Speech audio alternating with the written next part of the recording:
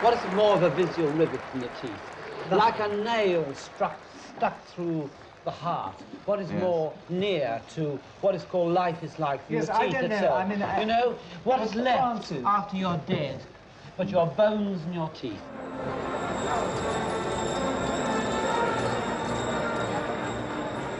My work is a reflection of my life. Bon, votre travail, vos peintures, vos toiles sont un reflet de votre vie. Qu'est-ce que c'est votre vie alors, d'après vous? Par exemple, qu'est-ce qui vous hallucine, qu'est-ce qui vous fait peur? C'est pas une question de peur. Moi, j'ai peur. Qu'est-ce que j'ai peur? J'ai peur de quoi? J'ai peur de la violence. Même que j'ai subi la violence souvent. J'ai perdu tous mes dents avec mes amis.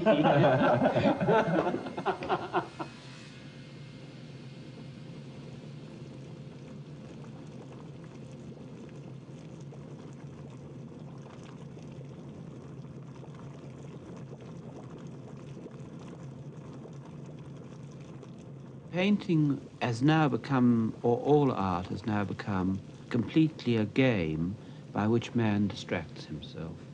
What is fascinating, actually, is that it's going to become much more difficult for the artist because he must really deepen the game to be any good at all and return the onlooker to life more violently.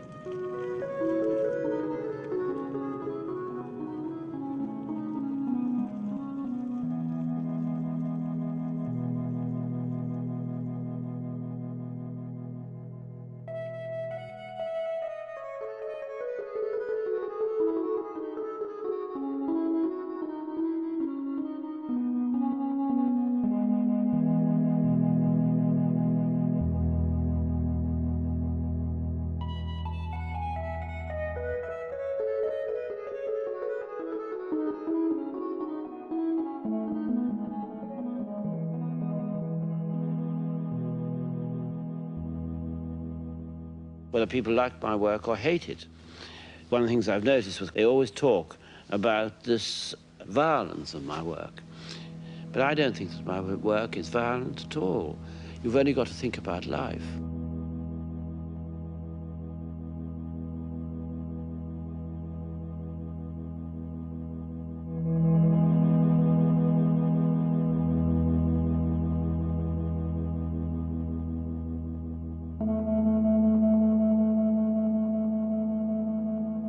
Francis Bacon always denied that his work was anything more than a direct and highly personal depiction of reality.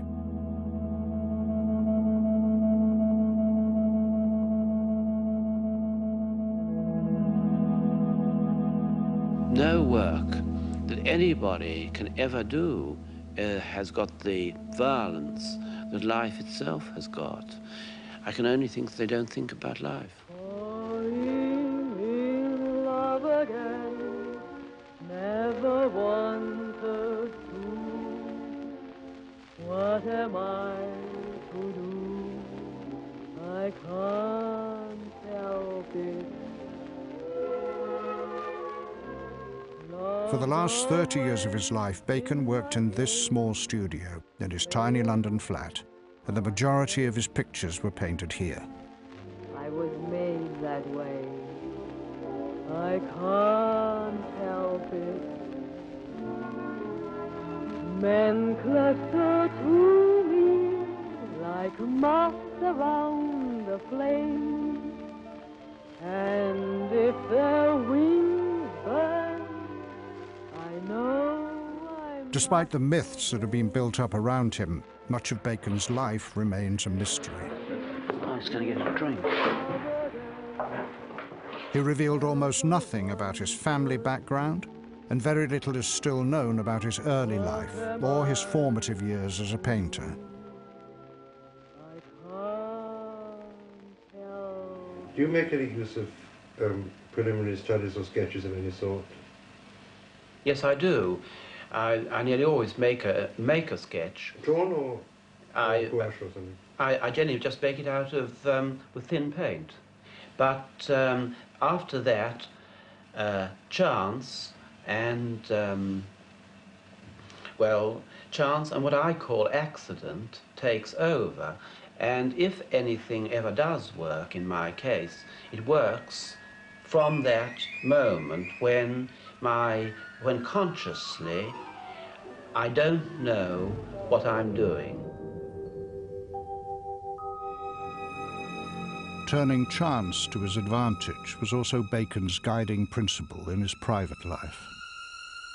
He always avoided talking about his emotions, but he never disguised his sexuality.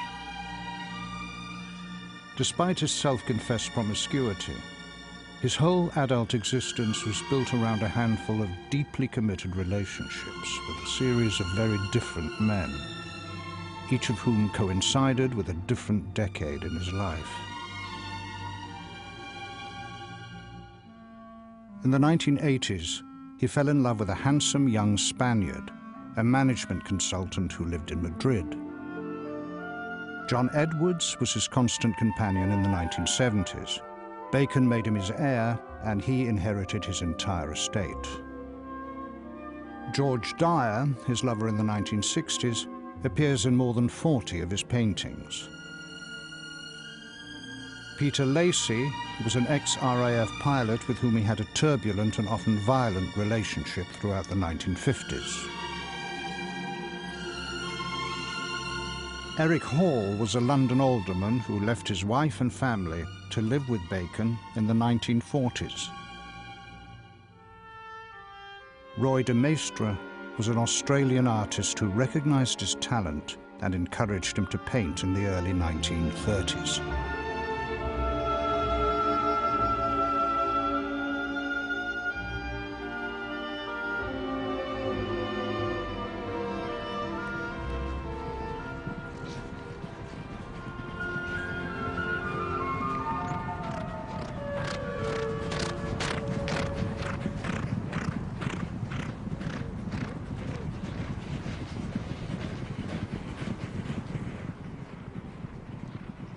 I always remember my mother ringing me up when my sister's first child was born, and she said, "The child is beautiful.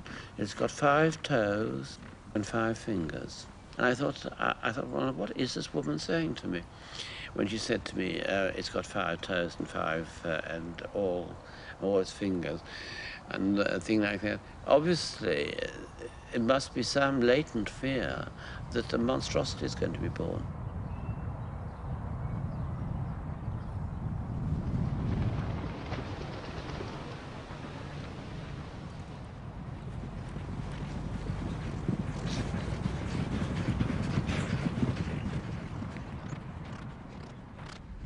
I'm not sure Francis had a lot in common with my mother, because she didn't take much notice of his art or anything.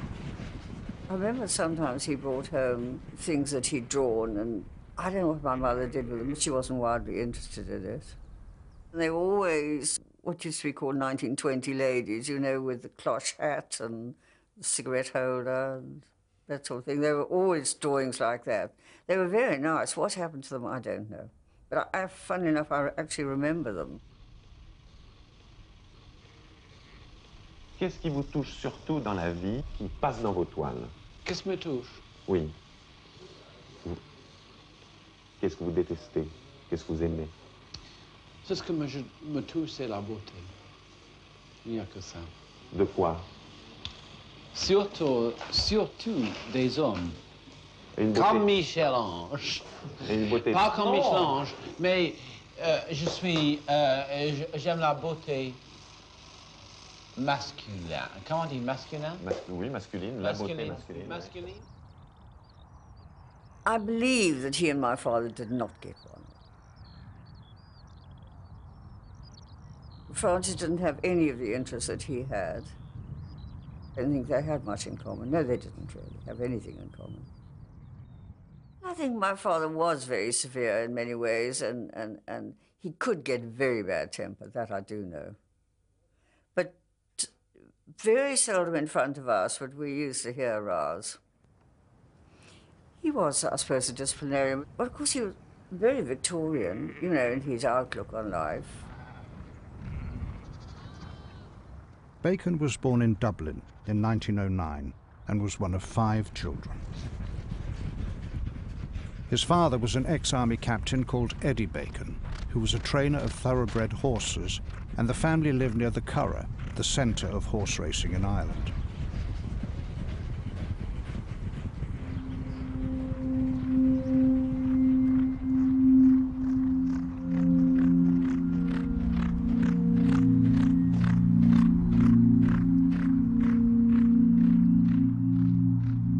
Bacon's parents were both English and were part of the Anglo-Irish ruling class. The family lived in a series of houses in Ireland, and during Bacon's childhood they crisscrossed between Ireland and England, where his father was stationed during much of the First World War. At the time, Ireland was in the throes of a violent struggle for independence. I think ours was the only house, in fact, that wasn't burnt down. I think a lot of the other houses were attacked and burnt, of presumably English or Protestant families. I suppose it was semi-religious, really. The IRA, I think, were very... Well, it was a wartime situation, really, wasn't it? And one always, you know, heard a series of awful stories of people being buried up to their neck in the sand and things like that.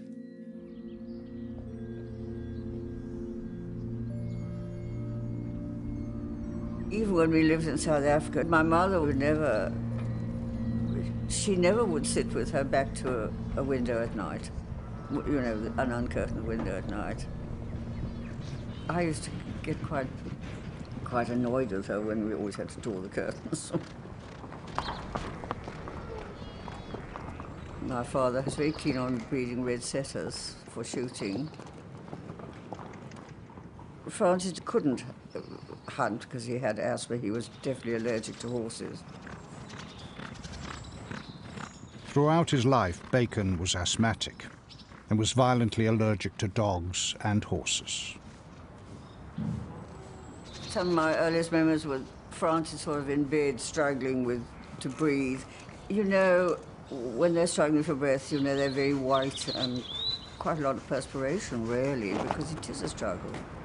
Nobody knew about allergies in those days. And of course, he was terribly allergic, and I mean, there were riding habits all over the place and dogs. It was an impossible situation.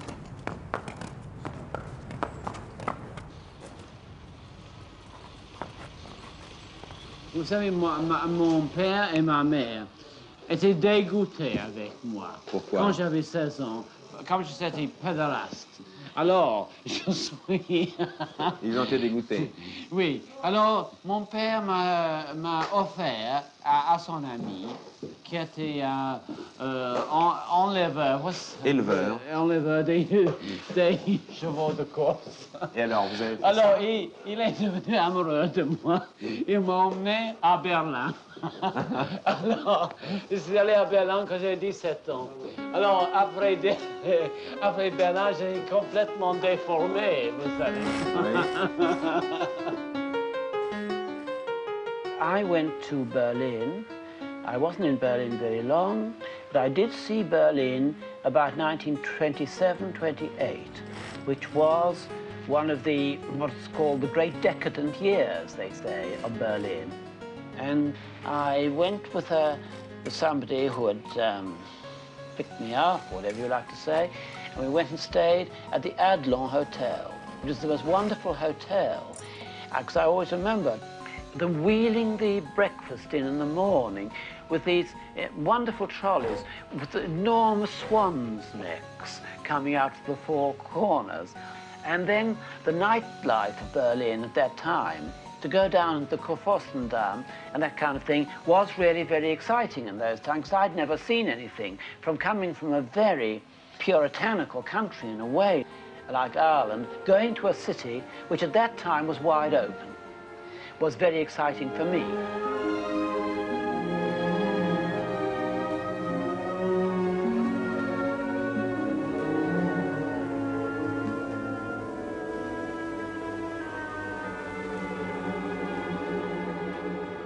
I've been very influenced by the films of Buñuel, especially Regia di Adam Low, because I think that Buñuel had a remarkable precision of imagery.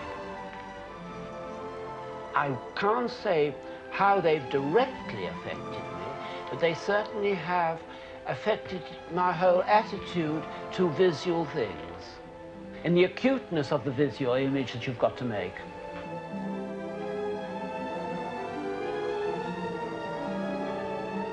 I stayed for a short time in Paris, and it was about that time, at Rosenberg's, I saw an exhibition of Picasso. And I think at that moment I thought, well, I will try and paint too. Bacon spent a year in France in 1927. He's gone to Paris 4 or 5 times in the week, very often even in the weekend, because he makes some friends. He works drawing or to painting, and sometimes he comes back with drawing and paint with watercolors. But it was only in form of cubic, I remember. Bacon stayed in Chantilly, a small town outside Paris. He lived with a French family called the Bocontins. Their daughter, Anne-Marie, was 5 years old at the time. I remember there was a young man who was coming to live with us, and that young man was very nice and smiling to me. I saw him with child eyes, and I find him very nice, smiling, and like maybe like an angel for me, because he was so quiet, so with his round face and big, enormous eyes. I was about 5, and he was nearly 18. He learned with my mother French. She taught him French. Later, she told me that he was very clever, and he kept French very easily. And when they speak together, they were happy each other. And they talk about everything, I think. Painting, and especially going to Paris to visit the exhibition, because she knows everything about the painters.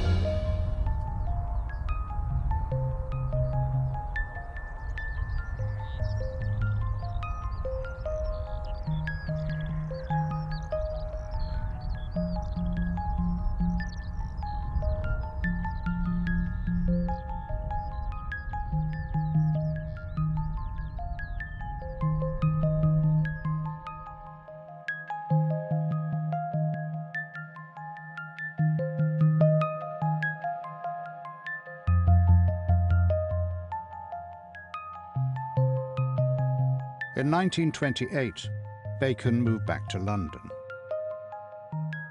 He rented a converted garage at 17 Queensberry Mews in Kensington and embarked on a career as a furniture designer. Quite why he diverted his interest from painting to designing, or how he managed to finance such a sophisticated undertaking, remains unknown. The style of his furniture suggests that he may have studied design in Paris, but no evidence of this has survived. The showroom that Bacon once hung with white rubber curtains is now a gym. I had a small studio around the corner here in a muse in Queensberry Place, and I designed them there. But I never looked back on them with any pleasure myself. But you see, it was never any good, really, my designs, because they were so derivative. They were all derived from things that were being done in Italy, Germany and France at that time. What's that? Lamp's gone. Oh, I thought it was the IRA.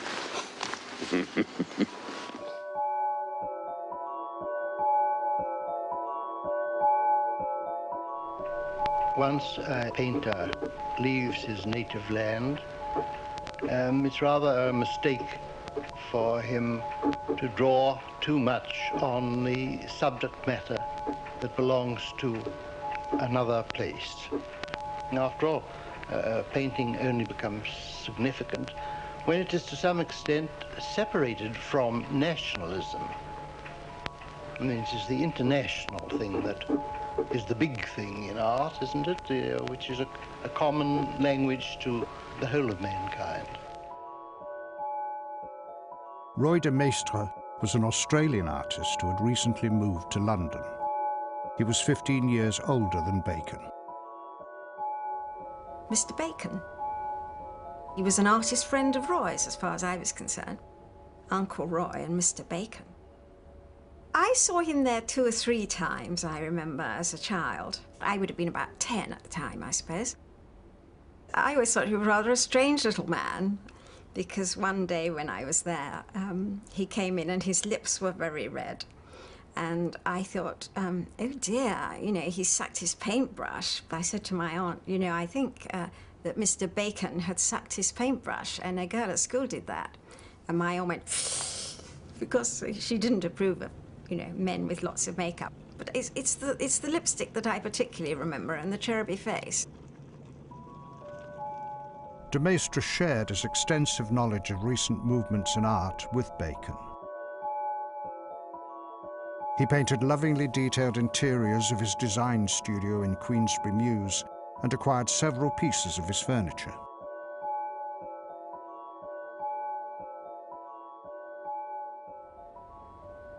There was a rather uncomfortable sofa which was said to have been made by Bacon. It was rather ugly and clumpy and had curved, very solid ends and a solid back.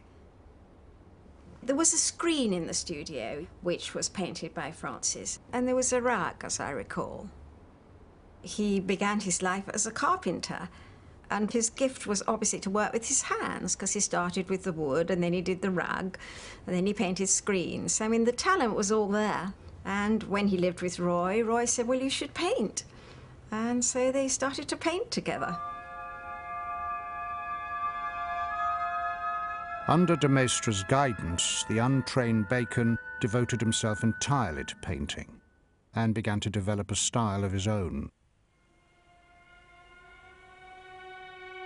His early paintings may also have been influenced by the fact that Roy de Maistre was a practicing Roman Catholic.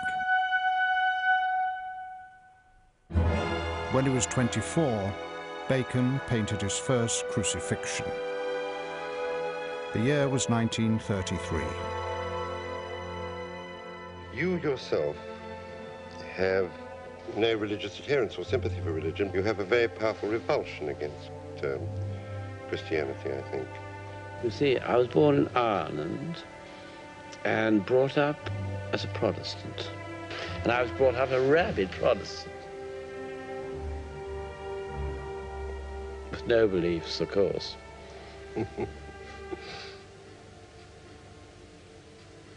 I think that most people who have religious beliefs are much more interesting than people who just live a drifting life.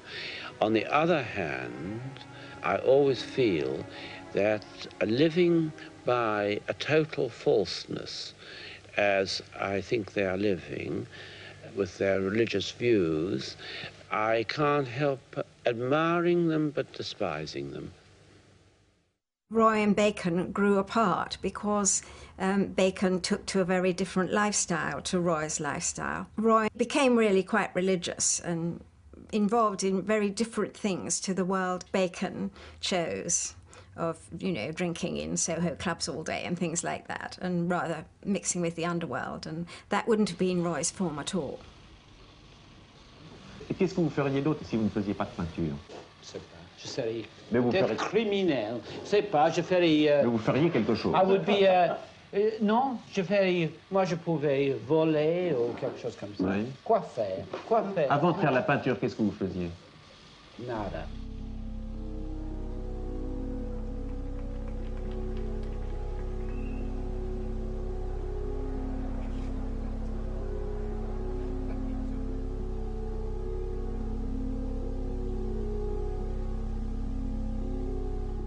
Very occasional sales of his paintings did not provide Bacon with a living. He later admitted that he made money from petty thievery and prostitution. He is said to have placed advertisements in the Times offering his services as a gentleman's companion, and for a while he was a personal manservant. One of his temporary jobs was on the telephone exchange of a gentleman's club called the Bath Club, where he met a wealthy London businessman called Eric Hall. Hall was 20 years older and was a prominent establishment figure.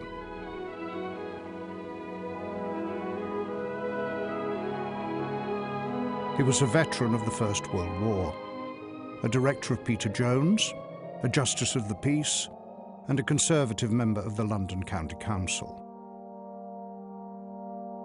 He was also married and had 2 children. But none of this prevented him from embarking on a relationship with Bacon, which was to last until the 1950s.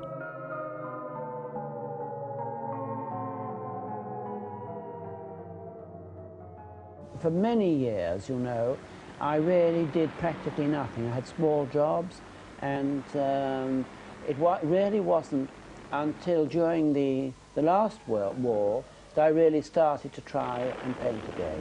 I was turned down in the last war because I was an asthmatic. And then I started to work much more regularly and seriously, because I drifted. As my mother gave me £3 a week, which you could exist on, then I had just drifted. I used to like to drift round from bough to bough. I wanted to enjoy myself. When you're young, you want to enjoy yourself.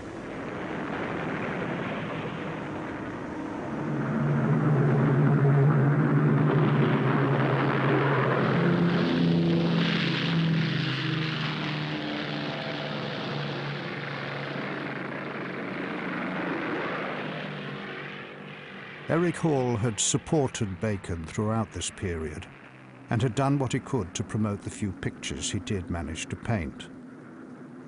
At the height of the Blitz, he installed Bacon in a cottage near Petersfield in Hampshire so that he could continue to paint.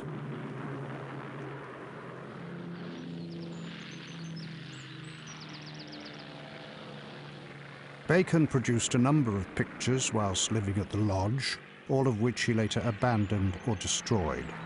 Only a few photographs remain. Almost nothing that Bacon painted during this time survives. He was notorious throughout his life for destroying paintings that didn't satisfy him. I never think about painting. After all, I never look at a painting hardly. If I go into the National Gallery and I look at one of the great Rembrandts or one of the great paintings that excite me there, it's not so much the painting that excites me, but the painting unlocks all kinds of valves of sensation within me, which returns me to life more violently.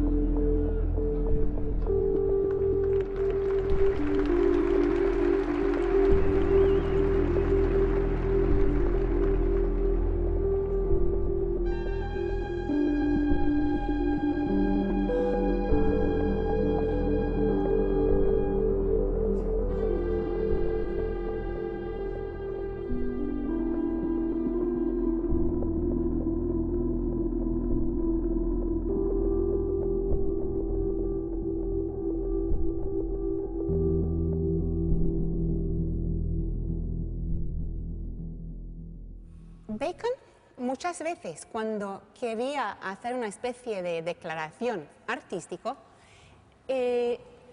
eligió hacer un tríptico.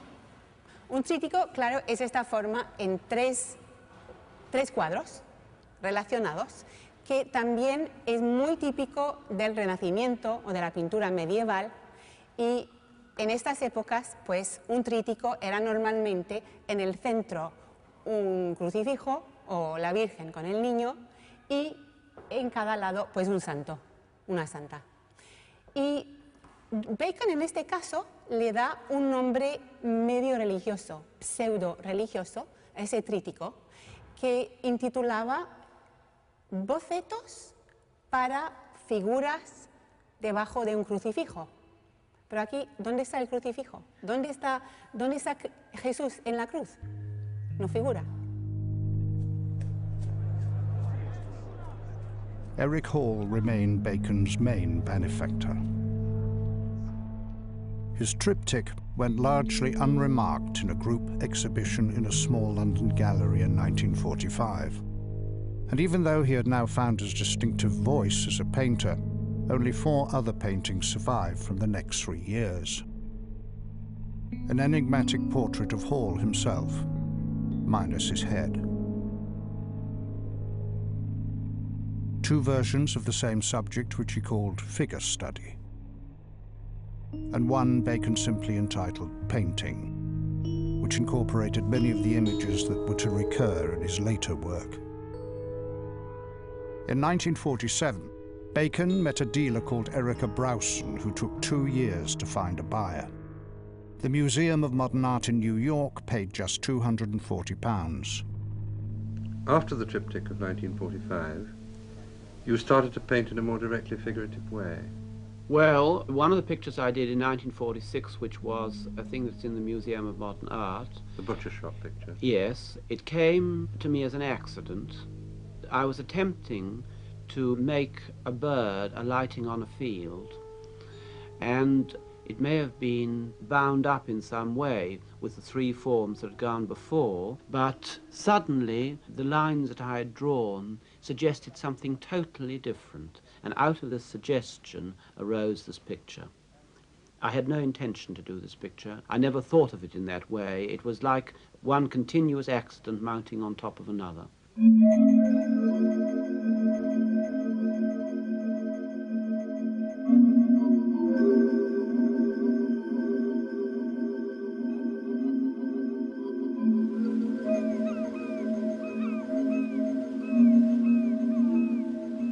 Union Castle Line, SS Kenya Castle. This is part of a street letter from Francis aboard a ship to Peter and me. I don't know the date, but let me read a bit to you. At our table there's an old boy, queer, who has a physical culture school in Nairobi, and a very nice woman who is the wife of a gold mining technician. Also a young man and his wife going to a bank in Uganda. I have got off with him. Isn't it strange? Especially as he says he can't stand homos. I don't know what he thinks I am. The fishnets are a terrific success. I've never enjoyed a journey so much. Only wish you were here. All my fondest love to you and Peter. Isn't that nice? writing to his friend Paul Danquah. Bacon was on his way to visit his mother and 2 sisters who had moved to South Africa after the war.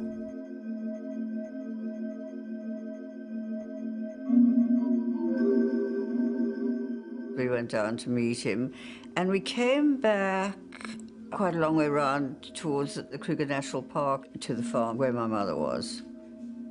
I don't think we saw lion or leopard possibly, but certainly game, you know, other game, big other game and so on.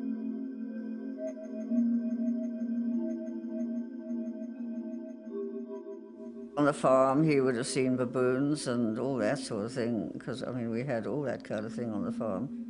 Yeah, we did, and we shot for the pot there. There was lots of game in those days. You know, we used to shoot buck to make biltong. We used to feed the pickers and the packers and that sort of thing, and used to get meat for them. We had a sort of big stoop on the back of the house, and that's where there was a table and the meat was cut up. So he would have seen all that, and he was absolutely fascinated with the colour. Because you see, the carcass is hanging for you to cut off the rostang and all that sort of thing off the carcass.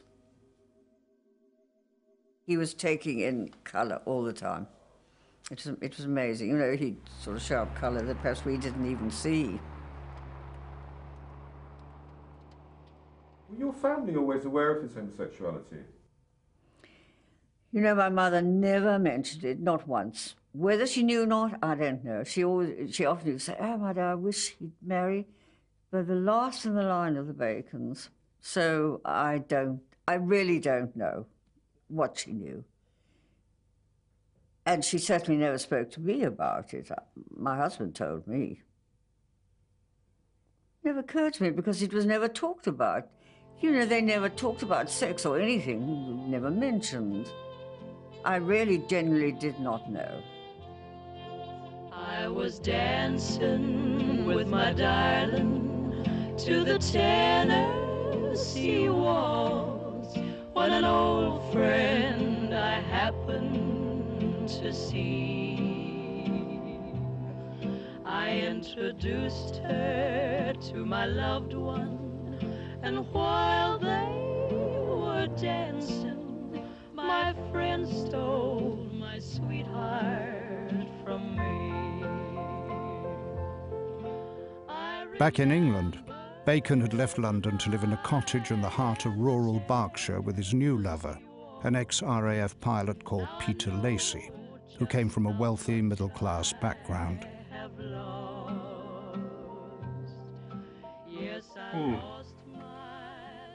Francis says he was very sadistic, Peter Lacey.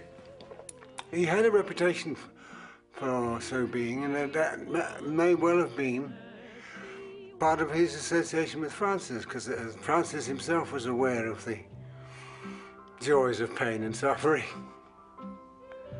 That may indeed have been what pulled them closer together, you know. Lacey was a sexual sadist who fantasized about humiliating Bacon and making him live on straw. And Bacon was a masochist who enjoyed being beaten by his lover. For several years, they indulged in this extreme sexual behavior with dangerous abandon.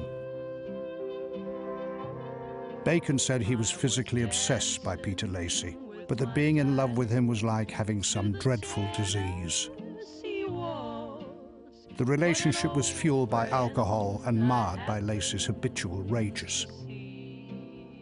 When his behavior became increasingly violent and destructive, Bacon decided to leave him and find a place where he could paint. He moved back to London to live with his friends Paul Danquah and Peter Pollock. One of our rooms in our Battersea flat was quite small. In fact, it became Francis's bedroom, because he had, on the front of the house overlooking the park, he had a studio which is quite large and very untidy. Had an effect on our lives. How do you mean? Well, the way he lived was extraordinary, you know. Tended to have boyfriends who were bad news. Once or twice he came home to us in Battersea with an unknown friend, a young friend.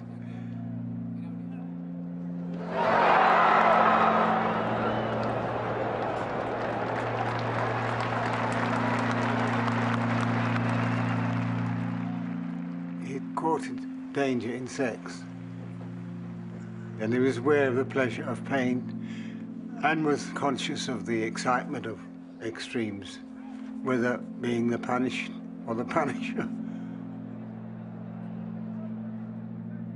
Peter Lacey went to live in Tangier, in Morocco.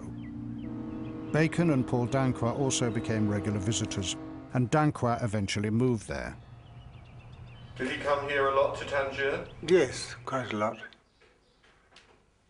And at one stage took a flat and lived here.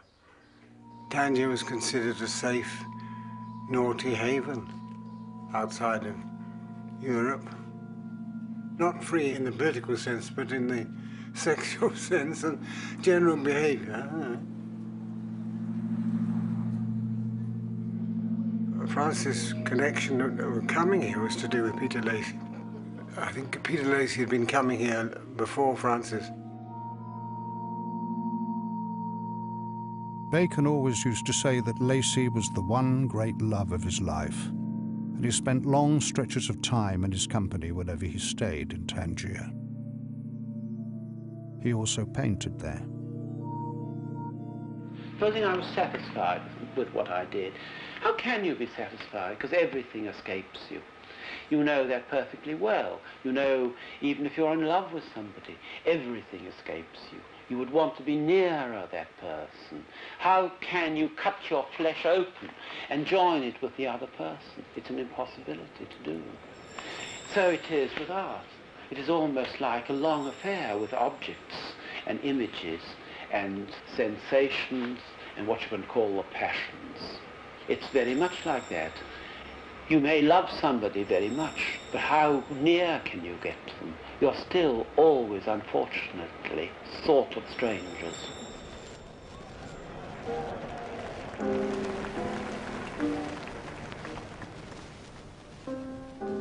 Finally, Bacon stayed on in London, and Peter Lacey settled permanently in Tangier. He started to drink more heavily and became a piano player in a local bar.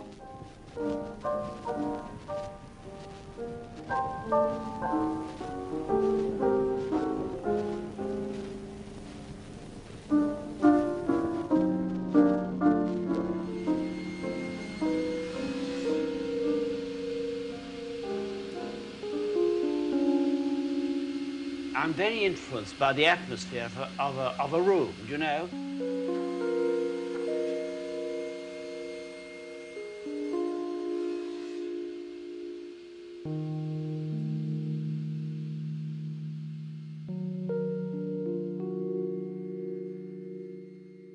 And I just knew from the very moment that I came here that I would be able to work here. In 1961, when he was 52, Bacon moved from Battersea to a rented first-floor flat at 7 Rees Mews in South Kensington. During the 50s, he had worked only intermittently. With a studio of his own for the first time in over a decade, he entered a highly productive period.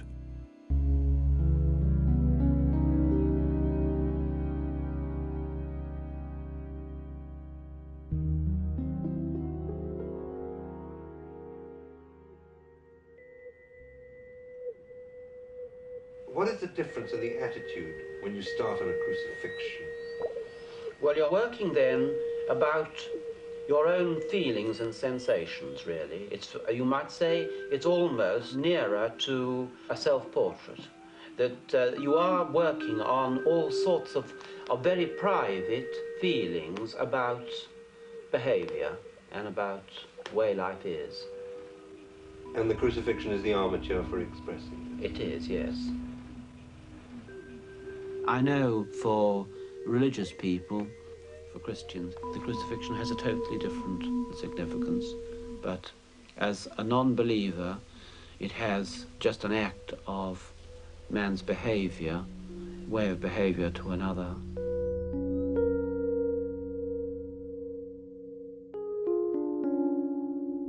As a self-taught artist, Bacon had conscientiously absorbed the work of the old masters, especially Rembrandt and Velázquez, the great Spanish painter whose portrait of Pope Innocent X had inspired his famous series of screaming popes.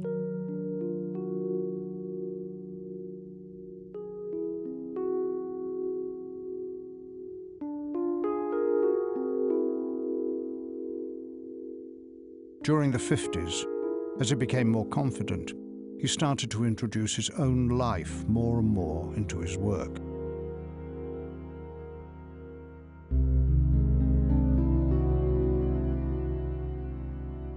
Bacon was always attracted by conventional-looking and often heterosexual men, with whom he had anonymous sexual encounters.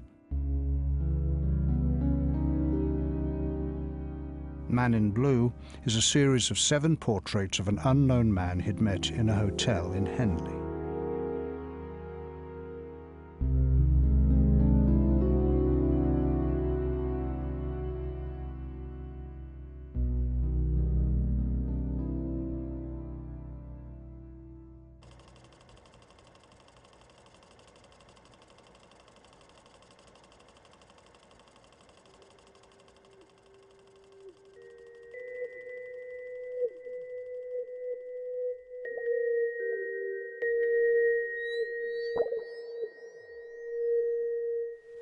I've used my bridge, for instance, very often. It's a very interesting work, and the images were tremendously suggestive to me of ways I could use the human body. Bacon based many of his paintings on photographs taken by the Victorian photographer Edward Muybridge for his revolutionary study of the human figure and animals in motion.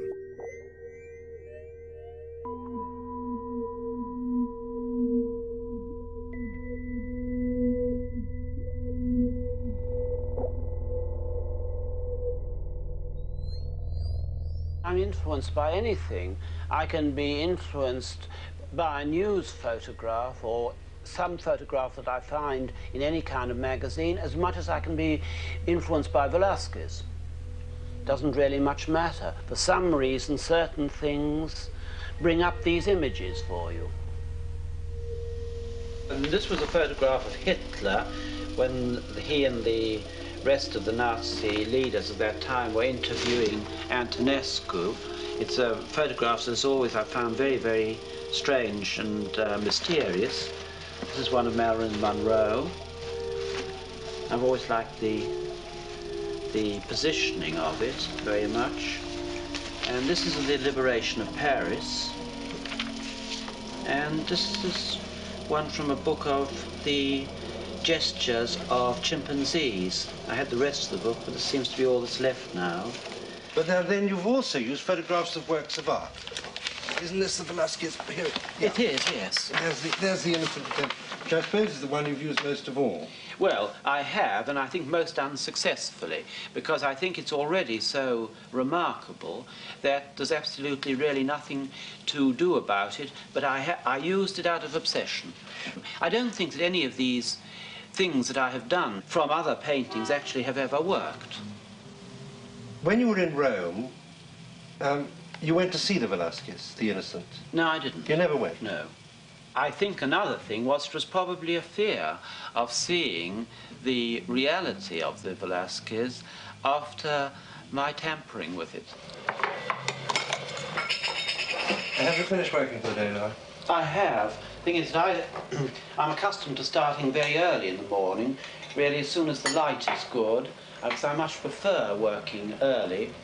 And I tend to finish sometime in the middle of the day, or 1, 2, or 3. And even if you've been out late the night before, you can work in the morning? I do. I do generally get up early to work.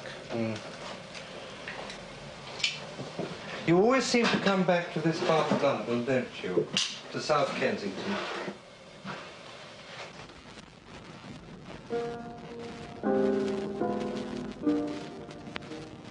In 1962, Bacon was given his first retrospective exhibition at the Tate Gallery in London and was finally recognized as one of the most important painters in Britain.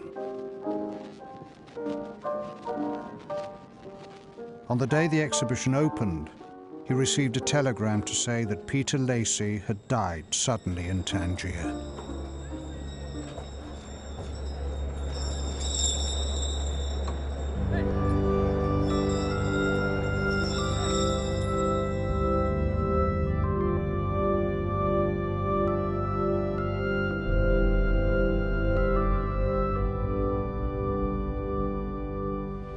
How long do you ever feel that you would ever retire?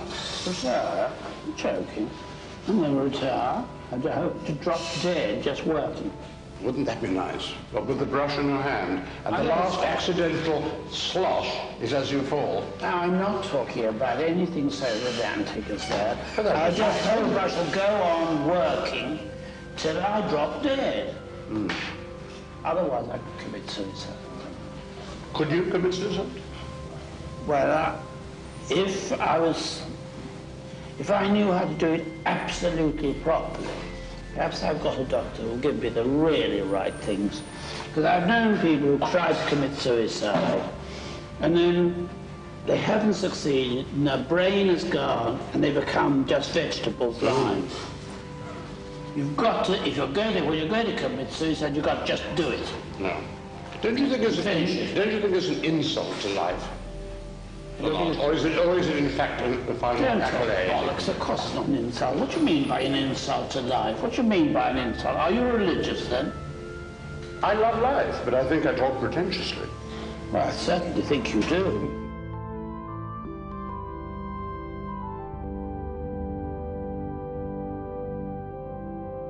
In 1963, Bacon met a 28-year-old South Londoner called George Dyer. He always claimed that he discovered him trying to break into the studio in Rees Mews. Bacon said that George was the most beautiful man he had ever met, and they started living together. George quickly became his principal subject, and he painted him obsessively.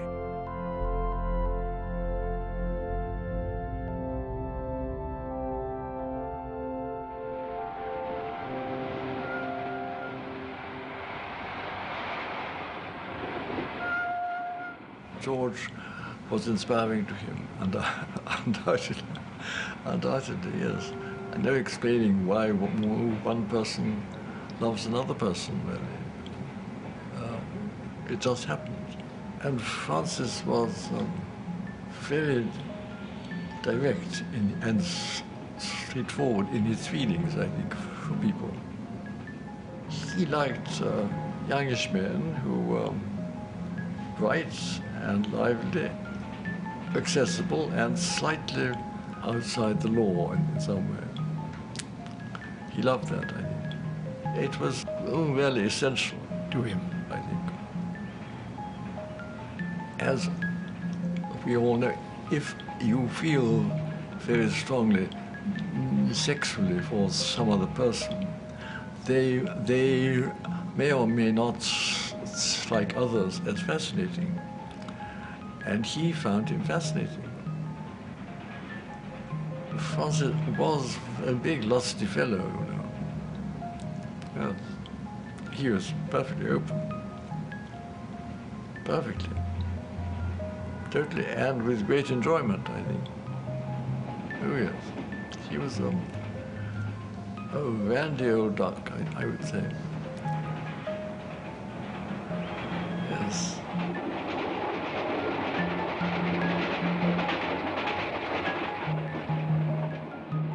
He was nice, George. I felt sorry for him in many ways. I think he was a strange sort of bloke.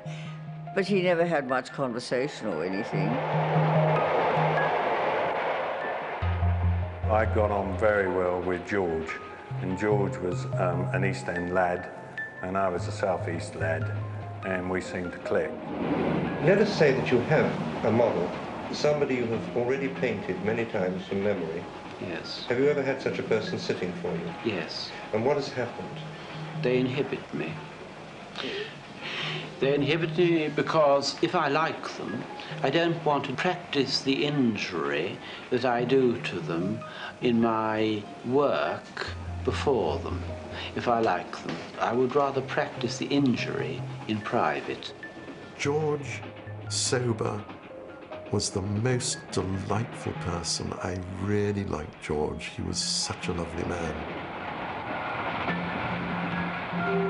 He was a gentleman, George. He was an absolute gentleman. Quiet. He was never aggressive. He was never rude or anything like that.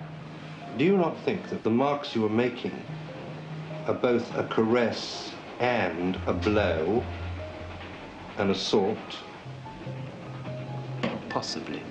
But don't you think that your sitter instinctively sees this as an injury, which in a sense might be thought naive, but I'm suggesting the sitter's instinct is right. It may be in right. realizing what's really going on. What you're really saying is that what Wilde said, you kill the thing you love.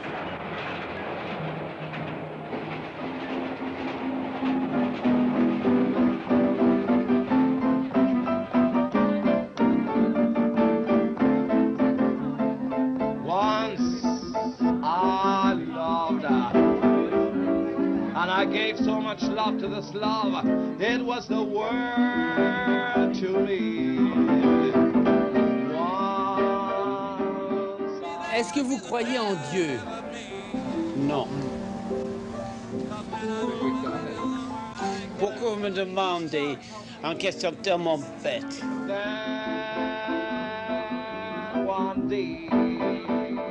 Francis came and stayed with us in France with George.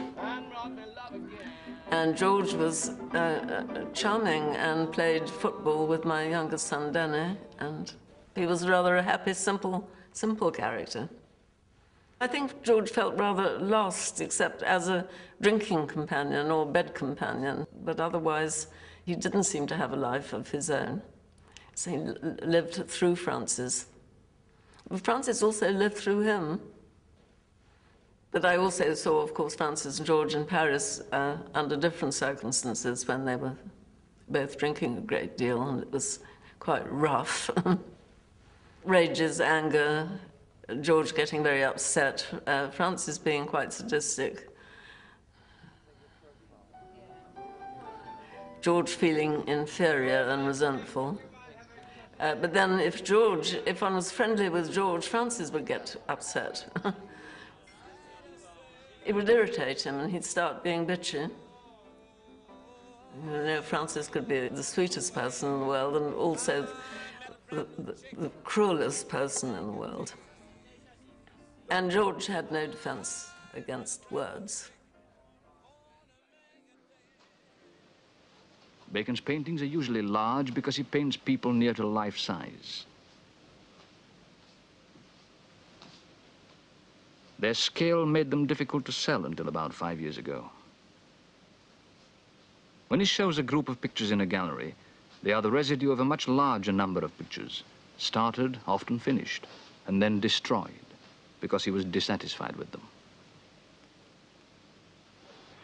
These are some of Bacon's latest versions of subjects he's painted again and again. Subjects which are inexhaustible because they're so simple, don't tell a particular story. They're simply confrontations with the human presence. The image has the look of someone caught in a flash. The distortion seems designed to suggest movement, and so does the way the face is smeared by paint. Or else it's as if the figure wasn't moving, but was seen by someone walking past. Bacon catches the person as if in a flash, but he gets the sense of the continuity of action, the sense that the movement is going on. Much of the distortion and smearing of the form has to do with this. And also, I think, with getting a sense of unease. His figures don't seem comfortably posed, as if they'd composed themselves to face the artist. They look as if they were caught unawares by someone coming into a room and finding them there. Bacon had recently moved to a new gallery called Marlborough Fine Art, which was famous for looking after its artists and promoting them on the international market. His work was now being bought by major galleries, including the Guggenheim in New York, and by private collectors in America and Europe, who literally had the wall space as well as the resources. Bacon moved seemingly effortlessly from the grey of the 1950s to the glamour of the swinging 60s. Here he was featured in a BBC Arts programme in which he allowed the director to film him in his studio, but not under any circumstances actually applying paint to the canvas. If he wanted a bar soap at 3 o'clock in the morning, somehow it got to him. We would be sent out to pick up clothes or socks or, you know, whatever, to make sure that Francis was happy and that he could continue to just think about painting and do what he wanted to do. It's interesting that people want to read meanings into your pictures as if they were problem pictures or narrative pictures of some sort. But one wants to read, and people like to get a meaning from everything. But they want to get a sort of story, don't they? Or to see the pictures as a kind of comment. They do, On yes. society. They do. Is it ever intended to be that? No. I got on very well with George, so it was very good for Francis to have somebody who, you know, was able to go and have a beer with George and give him a respite from just having George sitting around while he was painting. It was a very volatile affair. You know, lots of ups and downs, which I think Francis enjoyed. You see, George had absolutely nothing to do. I remember once when we went over, Francis had to go out somewhere, and so George was detailed off to take us out to dinner at I think Le Carrier's. You remember that restaurant that they had? And there's not much one could talk to George about, but then maybe one didn't know what to talk to him about, really, so it could be, you know, our faults as well. George has always seemed to be just dried out or being dried out or something, you know. They had a special place where he used to go, somewhere out in the country. He was very seldom sober, I think. This letter's dated the 21st of October, 1965. And it's a letter to Francis from my brother George. And he was up in Perthshire at the time, a place called Glenhartney Lodge. And he writes, "Dear Francis, I do hope you are feeling okay and have been able to start your work, as I know you wanted to so much. I like it here very much and have had nothing to drink but tea and water. I have not taken the pills, as the cook puts wine in a lot of the food. I think as the first day I was quite sick, but I did not tell anybody and hope you will not do so. I do miss you very much indeed and long to see you. This house is very big. I have my own bathroom, which is as big as the bedroom. Today I went for a long walk and saw a lot of deer. They were very nice, and I did write you a letter yesterday, but tore it up after you phoned me. Dear Francis, I try so hard not to think of you, as I find it makes me unhappy not to be with you. I do hope you can stay away from Soho, just for me, as it always seems to lead to disaster, perhaps more me than you. Well, my dear Francis, I do hope you are happy and well. Please write soon, and thank you very much for ringing me. As Oscar Wilde would say, all my love, please believe me. Yours, George."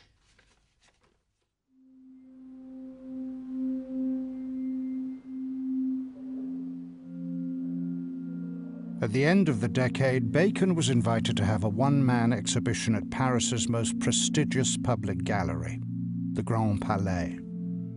The only other living painter to have been honoured in this way was Picasso, and for a British artist it was an unprecedented accolade. In the course of the 60s, he had revisited his earlier form, the triptych. The paintings were monumental in scale, but often domestic in subject. They are mainly of figures in rooms, and their most frequent subject is George Dyer, whom Bacon painted more often than anybody but himself.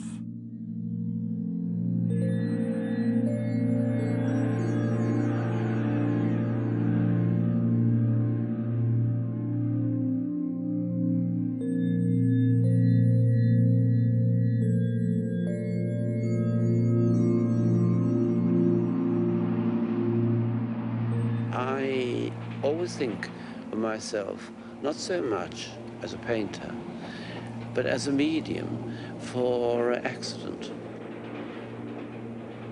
and chance. But what is it you see? I'm a kind of... what do I see? What is it you see? What is it you visualize? I see extraordinarily beautiful paintings. I can daydream for hours and pictures fall in just like slides. But it doesn't mean that the picture that I finally end up with has anything to do with the painting that has dropped into my mind. Because what I see is a marvelous painting, but how are you going to make it?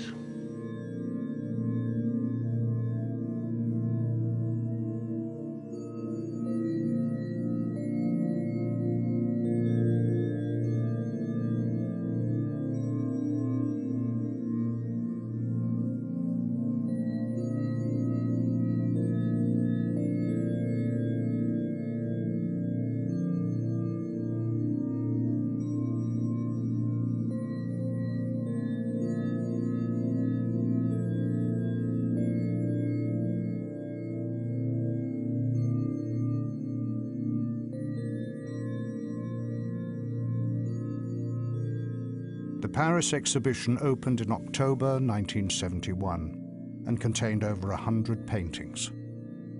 I was in Paris for the Grand Palais show.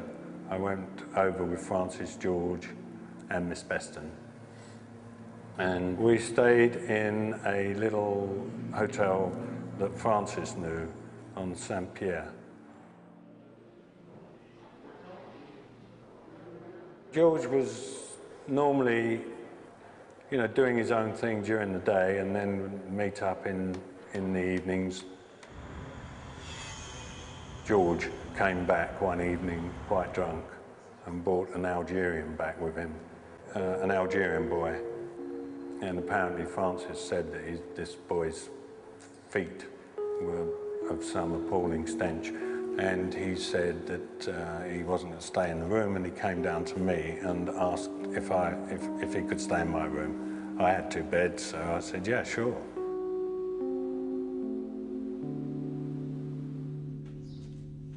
And then the next morning, when we got up, he said, would you just go and see if that boy's gone, and I can go back and do my ablutions. So I did, and on the way up, I met Miss Beston, who was coming down for breakfast, and she came with me. And George was on the toilet, dead.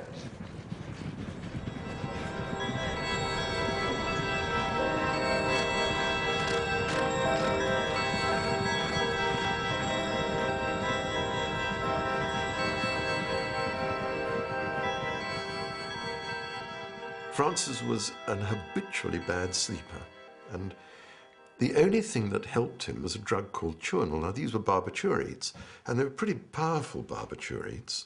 And he'd come and said to me, I need some Churnal. I've got to, when I go to France, I'll need to sleep. And I think those are the ones that were taken by George. George never had sleeping pills, because he was a patient of mine, and I never gave him sleeping pills.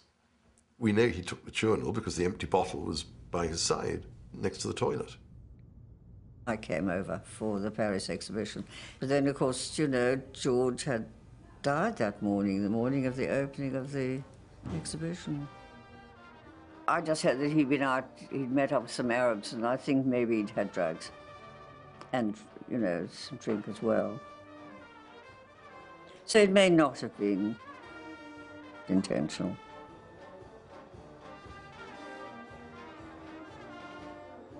It was amazing because, you know, he had exactly the same before the opening of the Tate Gallery, because he'd got a message from Morocco, wasn't it, that Peter Lacey had died. I think he really was very, very fond of him. But he also, of course, was a drunk. In a way, he killed himself, didn't he? You see, and I think all those people are very, a little bit unstable, don't you think so? I don't know. Not that I think Francis was. I really don't think he was. He was not. I'm quite sure of that. He was very, very collected. You wouldn't have known anything had happened. Francis carried on as if nothing had happened at all. It didn't stop him turning up at the exhibition or joining us all afterwards, after the opening. And he was great at the party, but he had a bit to drink.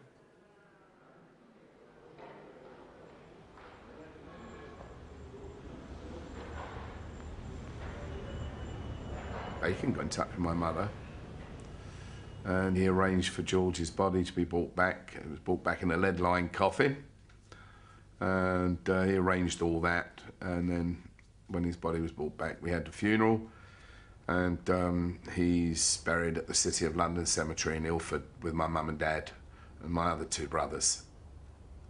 Francis came in a limousine, but he stood quite a way off from the actual family. He stood well in the background, but he was there, yeah. I think he probably knew that there'd be a few questions asked. That's my opinion anyway. But my brother knew he was there, my eldest brother Ron, and he got very uptight about it.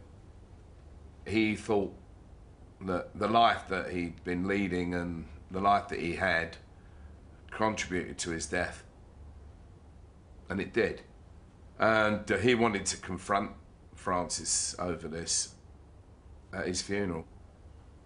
But my mother said, leave it, let it go. 37. Yes, he was 37. Quite a young man, really. Waste of life.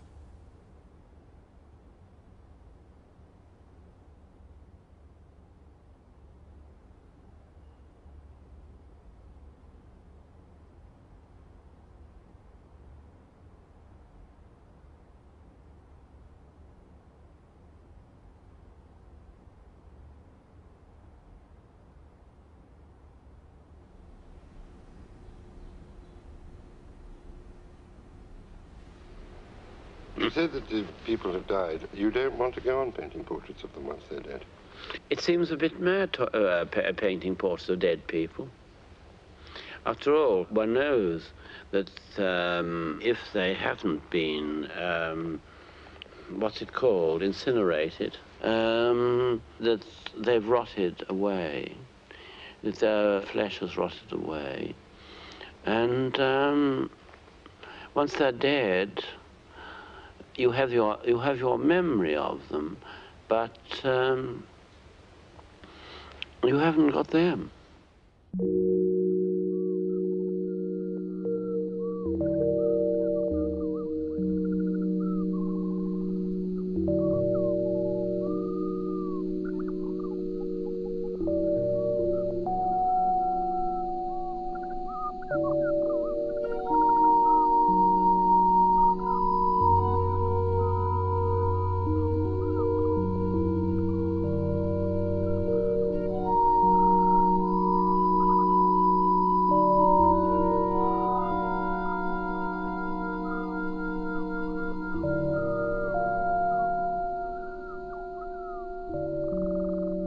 When you'd accepted the idea of death, what? How did that influence what happened next in your life?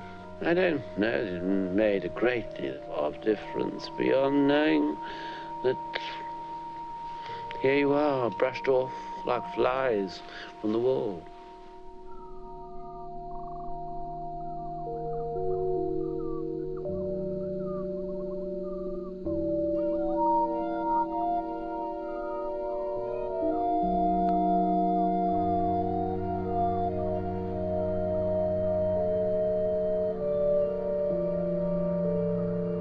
This is just a little rooftop shot at 80 Narrow Street. We like the fact that this is the stretch of the river where Marlowe narrated Heart of Darkness. And the evolutionary realities were very important to him. The disappearance of the big game and the whole atmosphere of the Pleistocene, and his sister was on the Limpopo. Peter Beard was invited by Bacon to visit a new studio he had bought in Narrow Street, Limehouse, on the River Thames. Beard was a pioneering photographer whose pictures of the decimation of the African elephant had made him a fashionable 70s figure. The style and the subject of his photographs appealed particularly to Bacon. He didn't like people around when he was working. He obviously did weird things, like he accidentally rub against the thing, or his shoulder, blowing dust, or you know, trying to get a thing that doesn't work completely different. It's probably like an animal in a cage, you know, trying to get into the reality of his isolation and savagery and roots and dismal future. I mean, he knew what he was doing was in a pretty important direction, and he was tough, self-contained. A huge world, self-originated.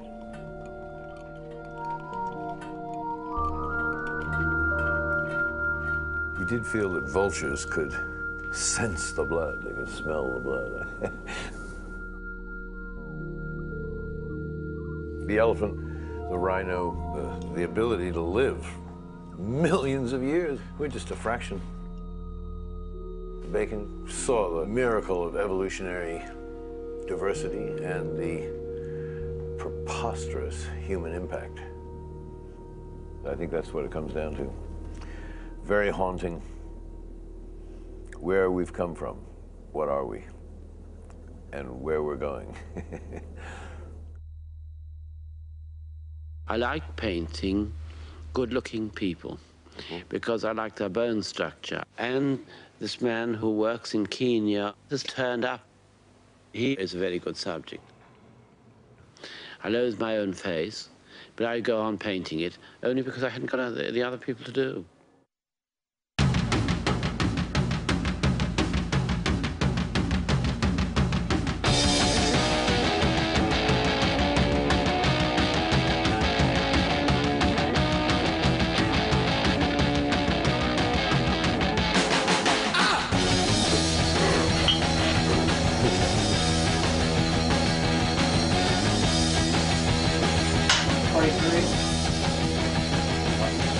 I got a feeling inside of me. It's kind of strange, like a stormy sea. I don't know why, I don't know why. I guess these things have gotta be. I got a new rose, I got a good. Guess I knew that I always would. I can't stop to mess around. I got a brand new rose in town. See the sun it shines. Don't get too close or it'll burn your eyes. Don't you run away that way. You can come back another day. I got a new rose, I got a good. Guess I knew that I always would. I can't stop to mess around. I got a brand new. I know John very well. I very much like his looks, and it's always nicer to do portraits of people whose looks you really like. John Edwards met Bacon in the mid-1970s, and he quickly became his constant companion. Bacon always said that his relationship with John was a paternal one. He bought him a flat around the corner from Rhys Mews and provided him with everything that he desired. They saw each other on a daily basis, and for many years they were inseparable.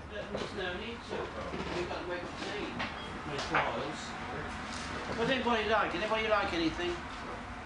Well, when I first met France, I thought it was like a little bit like sort of lamb, just like mutton a little bit. So he had these tight corduroy trousers. And he had quite a good arse for his age. And I thought, I say to myself, he looks quite cool. And he used to wear this tight gold bangle around his neck, which, if I used to wear any gold, he used to tell me to take it off. I had my ear pierced in '85. Just before the big show in the Tate Gallery. And it was one of those ones where you do it by machine. You know, you click it on and you can't take it off then. I said, I've all friends, I said, I just can't take it off. You know, it's gonna have to stay for 2 weeks. And he said, no, I'll take it off. And he just wrenched it off with one hand. And my ear started bleeding. So he's like, well, he would phone me up sort of 9 o'clock, and then I'd get ready for 10 o'clock. He'd start his dressing gown or whatever. And he'd cook the breakfast. And I would only have the white of the yolk of the egg, the yellow part, and dip my bread in it. And when I finished the breakfast, then he would eat the white part of the egg. I was introduced to John by Robert Fraser, who was as enamoured of John as Francis himself was. And John had an extraordinary and odd role in the art world. He knew nothing about art. He didn't understand it at all. His continuous and serial question to Francis was, why the fuck do you make me look like a monkey in all your paintings? And Francis always used to laugh at the question, but never answered it. He couldn't really hold a conversation, John, about many things outside of his immediate circle of experience, which was Soho and the East End of London. John had an extraordinary innocence about him, and it was the kind of innocence that was redolent with strength. It was not the innocence of a pussy who could be pushed around. He was a strong man, and he took no shit from Francis. If Francis was in one of his bitchy moods and was poking his knife into John, he got it right back. And John would just say, if that's the mood you're in, I'm off. A very good cook. Excellent cook. I mean, he could have been a cook. No, Francis wouldn't even have a takeaway. It'd be all his own cooking. If we was out together and he was with someone that I call posh, and having a conversation about art or something like that, within 5 minutes, Francis would always stop the conversation and go on saying different to bring me in the conversation. He would always tell him that I was a barman in the East End of London. So then they're forced to talk about bar work or what sort of thing I used to do in the East End of London. Which was very nice, rather than listening about art all the time. Francis, the good thing about with me and Francis was if we was out together and people wanted to talk about art to him, it was a good way of him releasing himself and let's talk about something different. I'm with John now. Vegetables, I know. Well, I do like vegetables. Or even restaurants. I even hate going to restaurants, sweet. Do you? I thought you rather enjoyed it. No, because I like the food I eat. Yes, but then when you can... for instance, you tell me how much you like the food in California when you only ate hamburgers. I never heard Francis say a bad word about John. He said to me, you see, Paul, my estate is absolutely simple. It's going to be very quick, very easy. I've left everything to John. Everything. I think of John like a son. He's a son to me, really. But John had a long-term boyfriend, Philip Mordew, and eventually John went off with Philip, originally to America, and then they went to Thailand. I wish you could have an old-fashioned corkscrew. Now they've made everything so new. It used to be much simpler when you just put the corkscrew in and pulled out the cork. Then now that you have to turn two things to get the cork out. When you were running that pub, John, had people sort of started drinking wine in London the way they do now? No, they should drink vinegar. Health. I don't believe in love, really. I mean, love is marvellous if it happens. And not only sexual love, I mean love of life, love of friends, love of... Well, I would have said the sexual obsession was the strongest one. After that, what would I find it very overrated, but I've never experienced it as much as you have, Francis. Oh, really? But I think there's only sexual obsession. What is love? Ask me, what is love? You mean decent? Love is the absolute, pure exhilaration and ecstasy of being alive, of being in the most extraordinary world in which one can make contact with strangers. I wouldn't put it in those very grandiose terms at all. I would have thought... Oh, don't puncture me too much. I would have thought love was just insofar as you can be decent from one person to another. Well, after all, God knows that's rare enough. We've established what love is. How do we establish what sex is? Well, sex is what it is, isn't it? Sex is what it is. Well, surely it's a moment, it's what it is, a moment of ecstasy. If you like the person, or if you don't even like them. But it's the moment of, it's really the moment of coming, isn't it? Of coming off. That's what its pleasure is, isn't it? Cheers.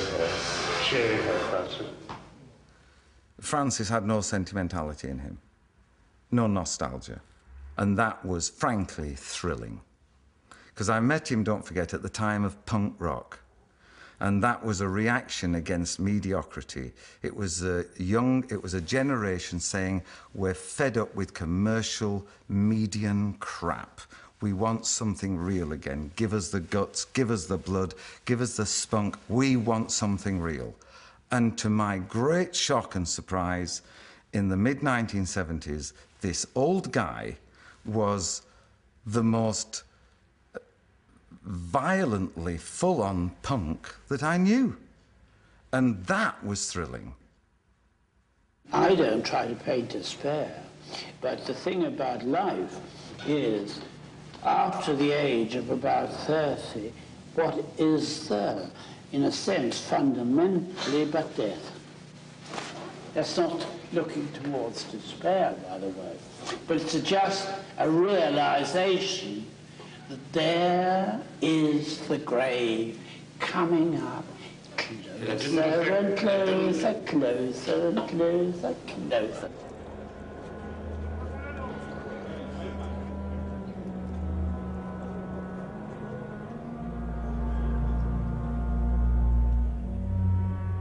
He was talking about going to Spain because it was so cold. I kind of knew I wouldn't see him again. It was just that kind of feeling.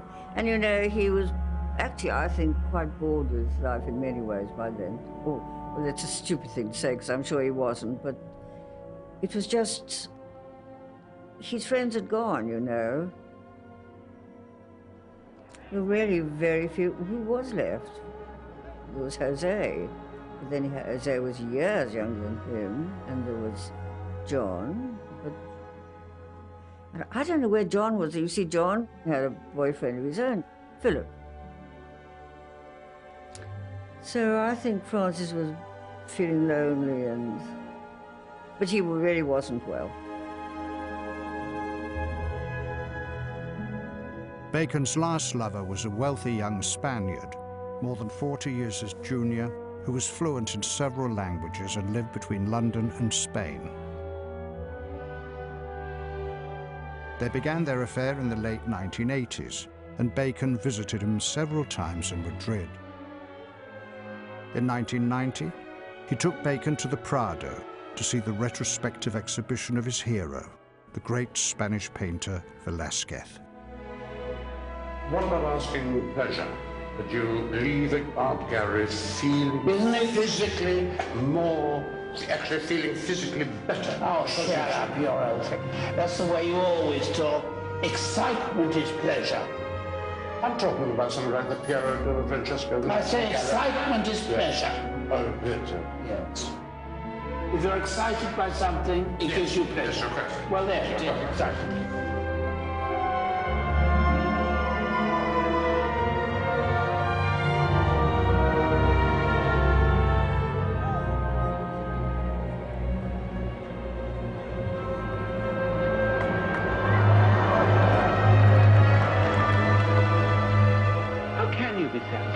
Everything escapes you. Even if you're in love with somebody, everything escapes you. You would want to be nearer that person. How can you cut your flesh open and join it with the other person? It's an impossibility to do. So it is with art. It is almost like a long affair with objects and images and sensations and what you can call the passions.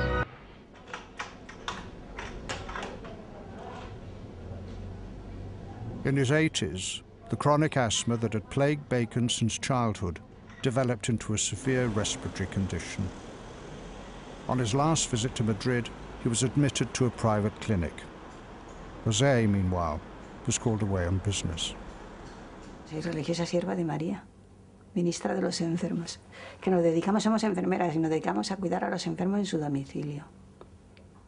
Entonces, y además en clínicas o en hospitales o en dispensarios, donde estén los enfermos, vamos. Y aquí fue donde vino el señor Bacon. Pero básicamente es la misma habitación y está igual, no se ha cambiado nada. Sabía que era un pintor, pero no sabía la trascendencia ni el tipo de pintor, porque él, como tenía tanta dificultad respiratoria, hablaba muy poco. Algún ratito que eso leía más y eso. Y comunicar, pues no, porque se estaba ahogando, no podía hablar, no tenía mucha facilidad para eso.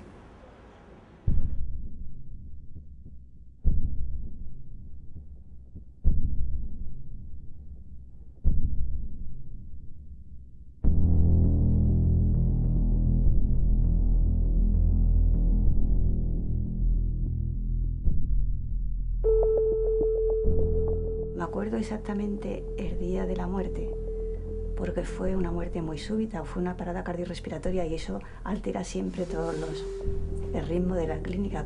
A eso de las 9 tenía dificultad respiratoria hasta en un momento que se paró, pero fue una parada brusca. Intentaron reanimarle, pero la parada fue fulminante que no hubo nada que hacer, se quedó muerto.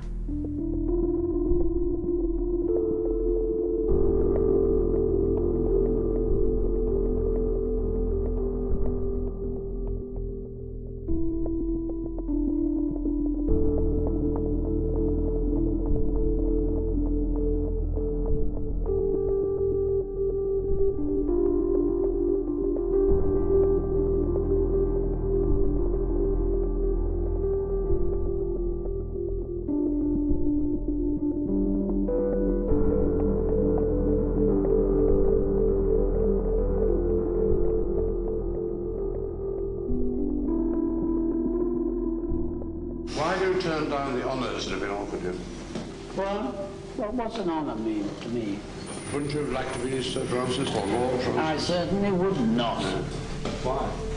What? Why? Why? Because it's in a sense, it sort of cordons you off from existence. Comprendo?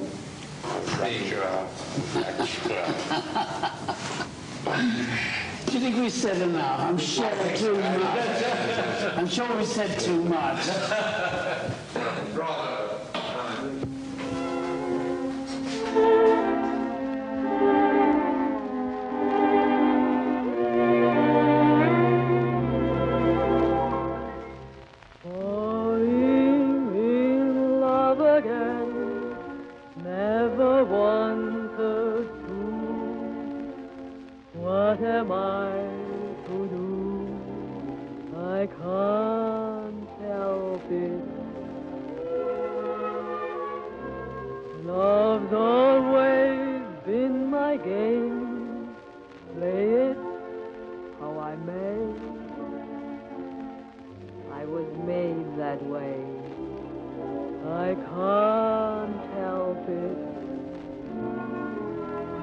Men cluster to me like moths around the flame, and if their wings burn, I know I'm not to blame. Falling in love again, never wanted to. What am I to do? I can't help it.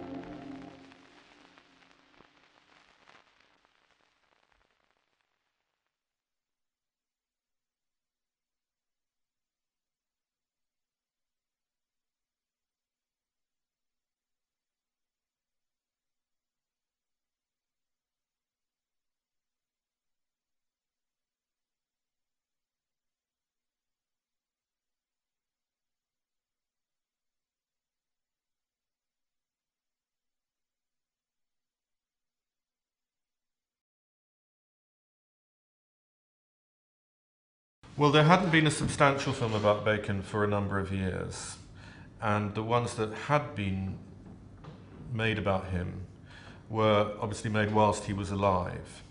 And so they tended to focus much more on him as an individual, on his opinions, on interviews with him, and less than they could have done, I think, on the work itself. What we set out to try and achieve was a marriage between the work and the life, and trying to look at the ways in which they did connect and the work did reflect what was going on emotionally, largely, in his life.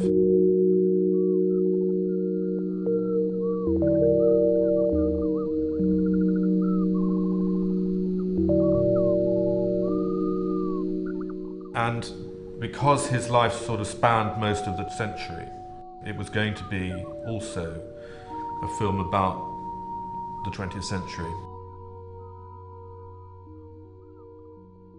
There were areas of Bacon's early life in particular about which it was very hard to discover anything really. And even his sister, for example, didn't know what he did in Paris, where he studied, how he became a designer. You know, suddenly, you know, he appears in London with a showroom full of furniture that he's designed. It's almost impossible to discover, you know, how this came about, who funded it, where he'd studied.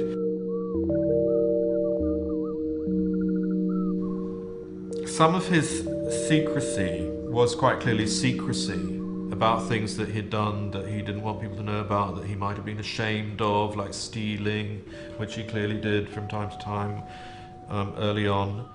And I think some of it was also to do with the fact that he was homosexual in a period where this was illegal, so that this kind of general culture of secrecy almost was quite common amongst homosexual men in this period. And other people didn't ask as well. You know, it's quite extraordinary that his sister, for example, didn't know that he was gay until her husband told her. It wasn't something that she actually thought about. So there was this climate of secrecy.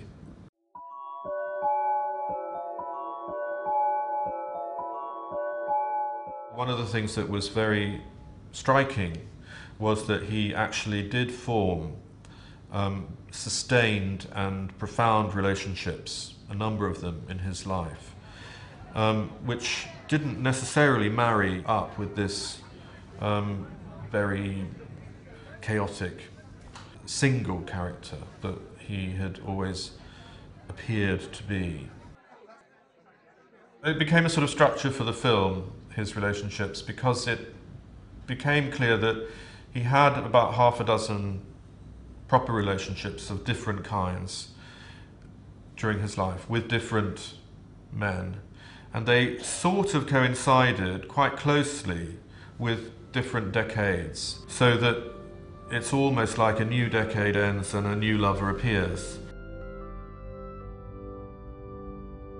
Now these relationships also were very different. You know, he began by, I think, being involved with men who were able to help him, so that Roy de Maistre quite clearly taught him a lot about art, even a lot about painting. Eric Hall was very wealthy, introduced him to the finer things in life, dining and also gambling and travel. And then in the 50s, he got involved with Peter Lacey, who was his contemporary. The other two had been older. And then Peter Lacey, he would later describe him as the love of his life, was a contemporary, and that was a much more violent encounter, much more difficult relationship, which almost destroyed them both, actually. And then I think after that, Bacon, who's now in his late 40s, 50s, you know, sat back and then had these younger lovers.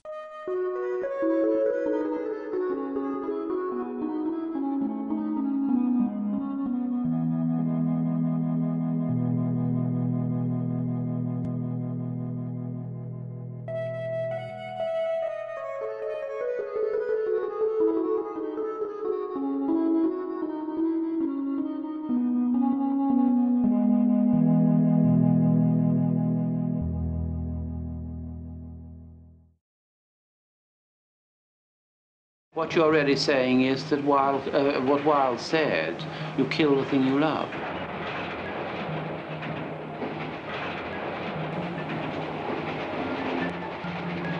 Well, I always knew that the central, as it were, the pivotal emotional event in his life was the death of George Dyer. I wanted to cluster as much different material around it as possible to increase its power. Once I loved her, and I gave so much love to this love, it was the world to me. Because it's a very shocking event. If you're watching the film and you don't know what's going to happen to George, then it's very shocking that this happens, as indeed it was very shocking at the time. Having a relationship with Bacon was really a pretty dangerous undertaking. George was completely out of his depth in these intellectual circles. Bacon was at the height of his fame and glory. You know, nobody except Picasso had ever had a one-man show. No living artist ever had a one-man show at the Grand Palais in Paris. I mean, this was massive. The president was going to be there.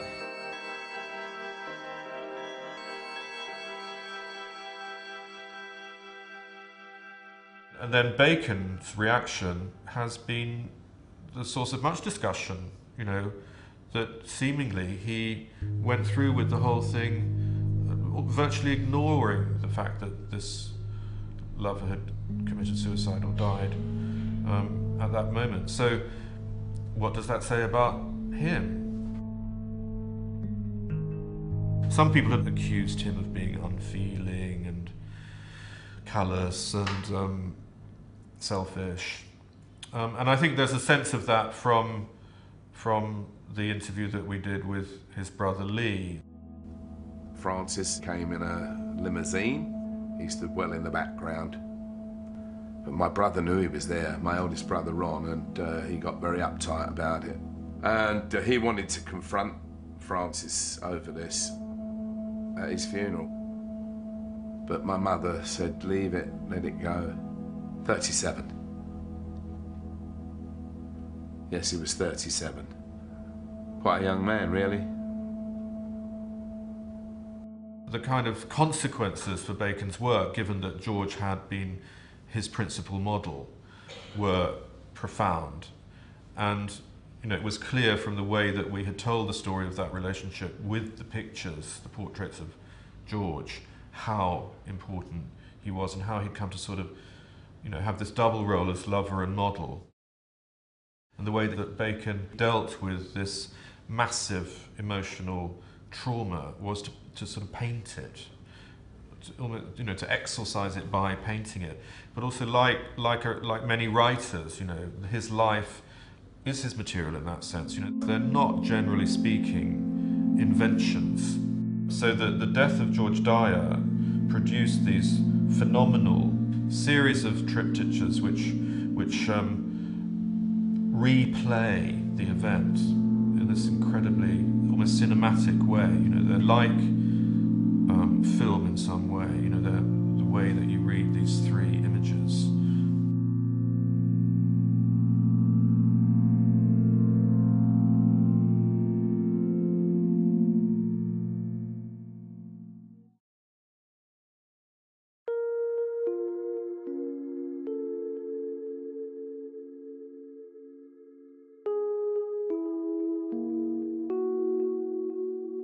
I think he liked the anonymity of living in London.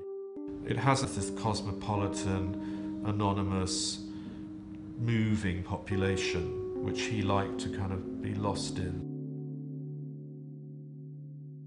He had his routines, and he didn't like change, and so it's always amazed people that, you know, even when his pictures were selling for millions, he still lived in this really tiny studio and flat in South Kensington, where he was able to, you know, to do this sort of alchemy, really, create these extraordinary images.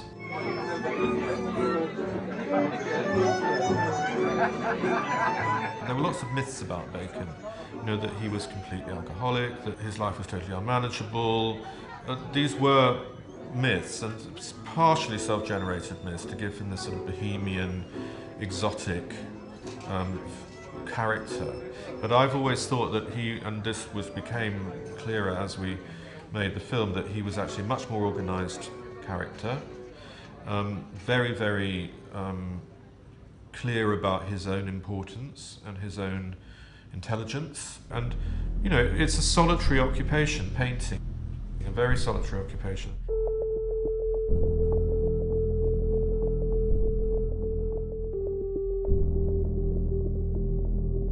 These periods, I think, were very intense, and often when he had done a whole lot of work and was maybe a little bit burnt out waiting for ideas, then he would spend a lot of time with his friends.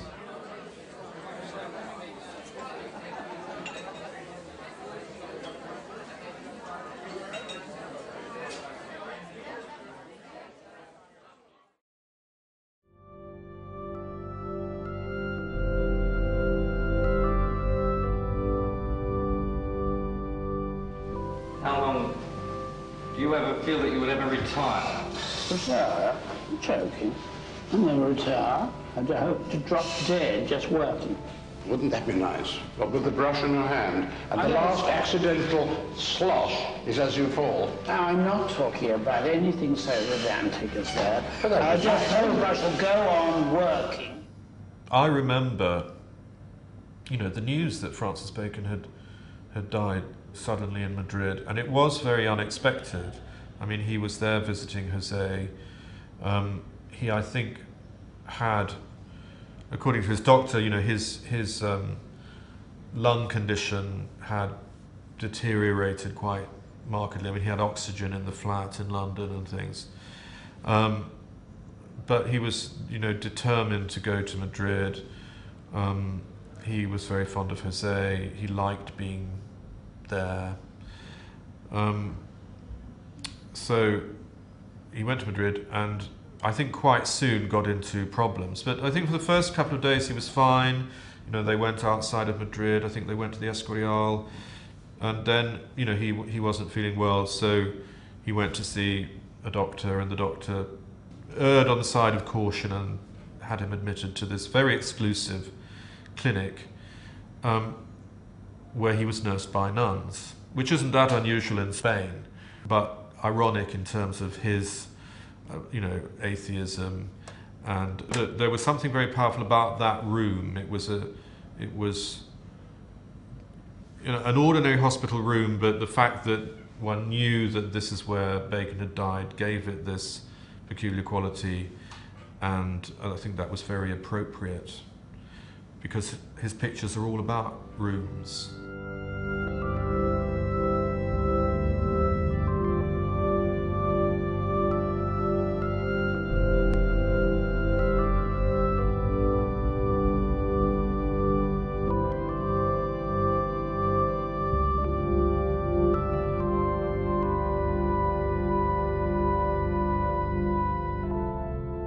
Bed had a kind of tubular quality that reminded one of his own furniture.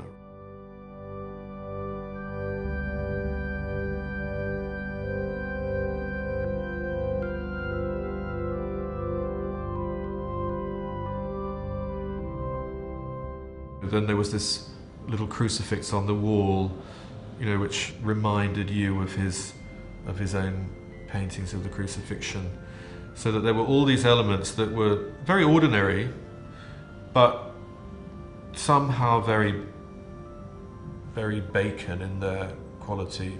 And that was a good final moment, I think. It was a very sort of clean final moment in the film. There wasn't an orchestra playing, and there weren't millions of people around. It was this very sort of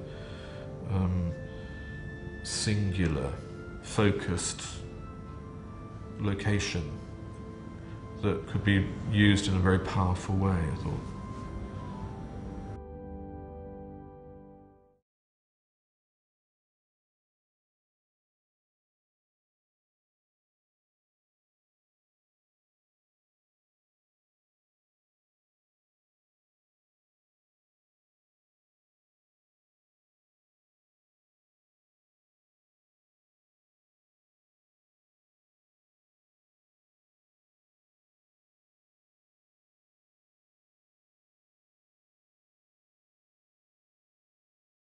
For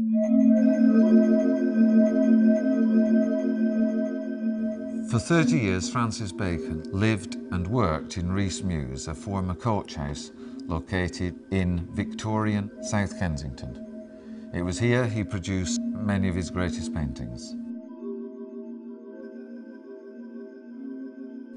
And years after his death, the studio remained uninhabited and untouched, exactly as he had left it. Francis had been dead a number of years, and I was appointed by the High Court as executor of Francis's will. He left his entire estate to John Edwards. John was a Cockney, a real East Ender, and Francis and he became the closest of friends. Bacon thought of him undoubtedly in some part as his son. Everything that was Francis's became John's, including copyrights, collection of art, properties, everything. I guess I must have met John in the 70s, and I met Francis kind of the day after.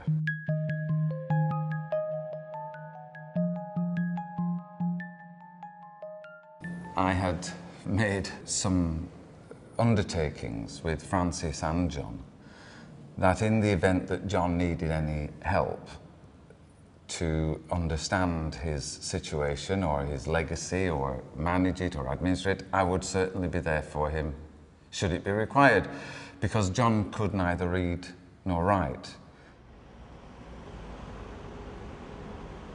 One of the first things that took place was the passing of the ownership and the property of Rhys Mews into John's name.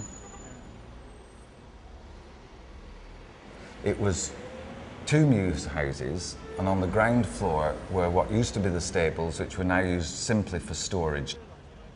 Upstairs, which was a place Bacon lived in, was accessed through a very, very steeply inclined wooden staircase, and you had to negotiate those stairs with the help of a rather greasy, thick rope taking the role of a banister up the side. When you reached the top, you were on a little landing. The landing had a toilet and a kitchen. The kitchen also had a bath in it. So it was a kitchen bathroom. And if it was cold, Francis would light the gas oven, leave the door open so that having a bath wouldn't be too unpleasant. Even when he was at the very height of his celebrity and wealth, this was the pattern. The flat was very simple. It reminded me of the kind of way that an ex-soldier or former prisoner might live.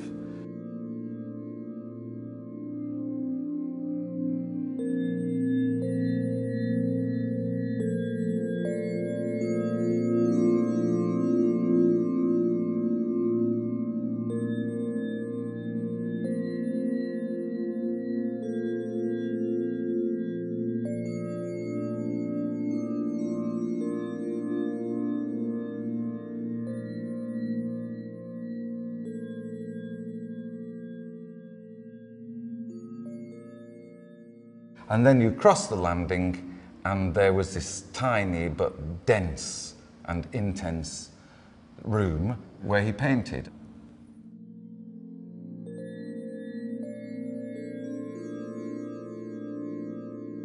I think that Francis would have preferred for the studio, he said, to have been just bundled off into a skip and burned. Now, whilst Francis said that, it was all right for him to say it and think it, but as his executor, it was certainly not all right for me to carry out that wish. The studio had a very curious kind of topography of detritus covering its floor and the surrounding shelves. And so when you were in it, you weren't in it looking at it, you were in the thick of it, and you were walking on stuff, and you were conscious of the fact that some of the stuff you were walking on was, even though it looked like garbage, was essentially precious, intellectually precious material. So it felt awkward being in there, and it also felt very private.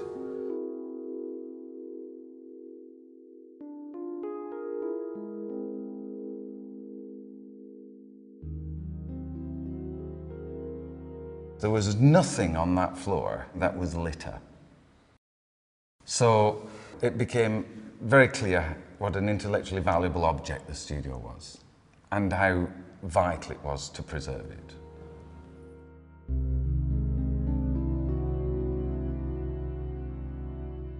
There were a number of museums around the world who were very enthusiastic about taking it and about buying it.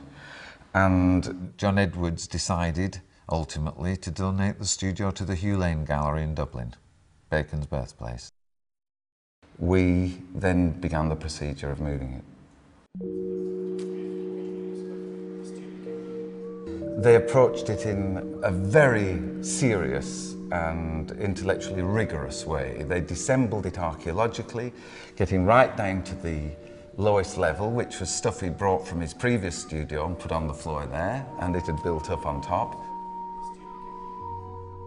Then we had the difficult task of removing the interior form of the building itself, the roof, the walls, the floor, because there was paint all over the walls, images stuck to the walls, and this was all part of the experience. In disassembling the studio, we did find 3 pictures. One was attached to another canvas, stuck face to face to another canvas, and we had to prise them apart. And it was what looks to be a portrait of Lucian Freud. It looks like it was a very fine painting that he took too far and abandoned, but didn't have the heart to get rid of because there were too many good passages in it. And that's now in the Hugh Lane. There was the remarkable unfinished self-portrait which was on the easel. Drawn rather than painted, is still at the structural stage.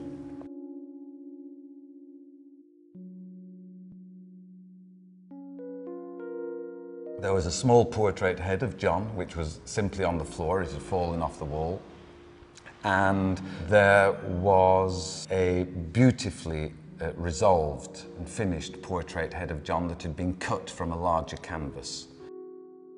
Destruction was a very important part of Francis's creative process. In the studio were a large number of canvases on their stretchers, and he had cut the faces out of them. He or John, under his instruction, had slashed these with a Stanley knife. And so there was a great evidence of destruction of art there. And I couldn't tell you how many, but there were a large number of the small portrait heads with the kind of collar and tie at the bottom and a wisp of hair at the top and a hole where the face should be.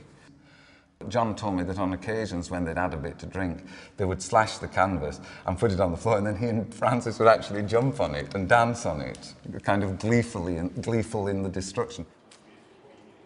But you see, this is another thing that the studio gives us, because without it, we wouldn't really know this.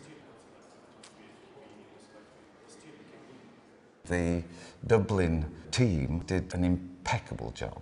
Everything catalogued, oriented, photographed.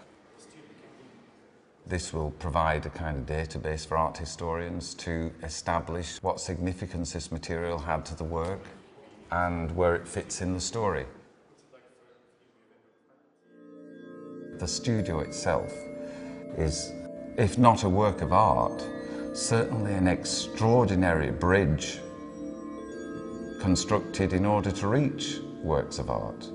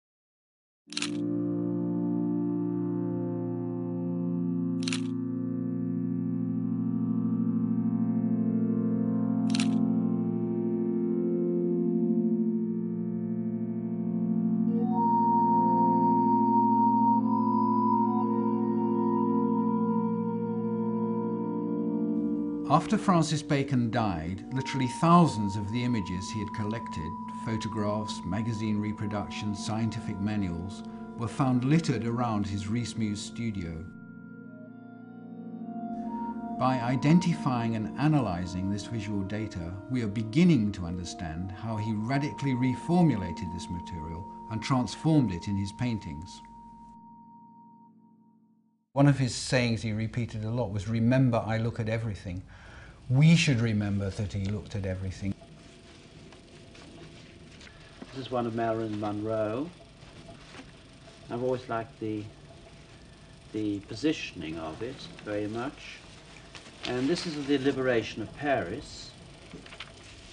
And this is one from a book of the gestures of chimpanzees. I had the rest of the book, but it seems to be all that's left now. And well, here's one of the Rembrandt, the marvellous portrait in Aix-en-Provence, which of course has changed very much by the tears and the stains in it.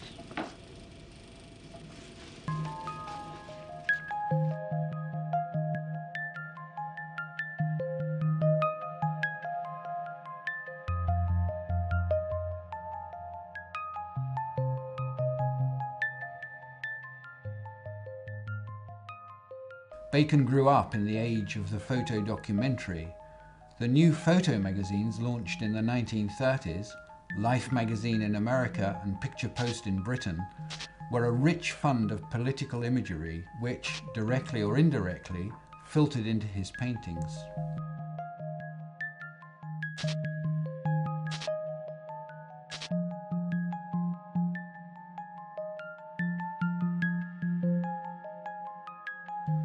Bacon was a connoisseur of the telling detail, the image which is at once factual yet strange.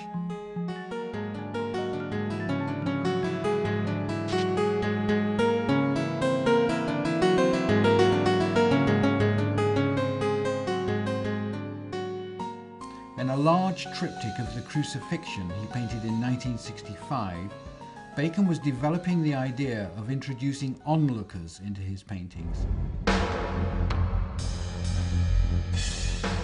He called them attendants, detached observers of a dramatic or violent scene.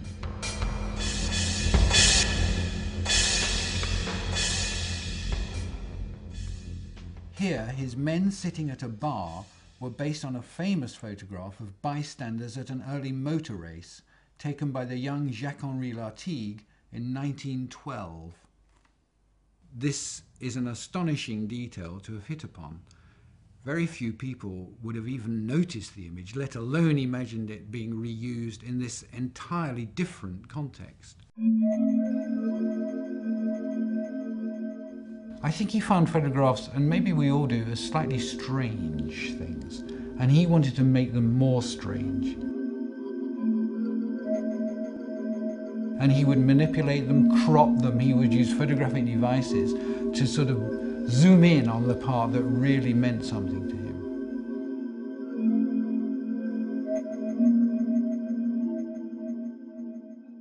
Among the scientific and medical textbooks, which were very important for Bacon, and an absolute fund of visual motifs, was Positioning in Radiography by Kathleen Clark, first published in England in 1939.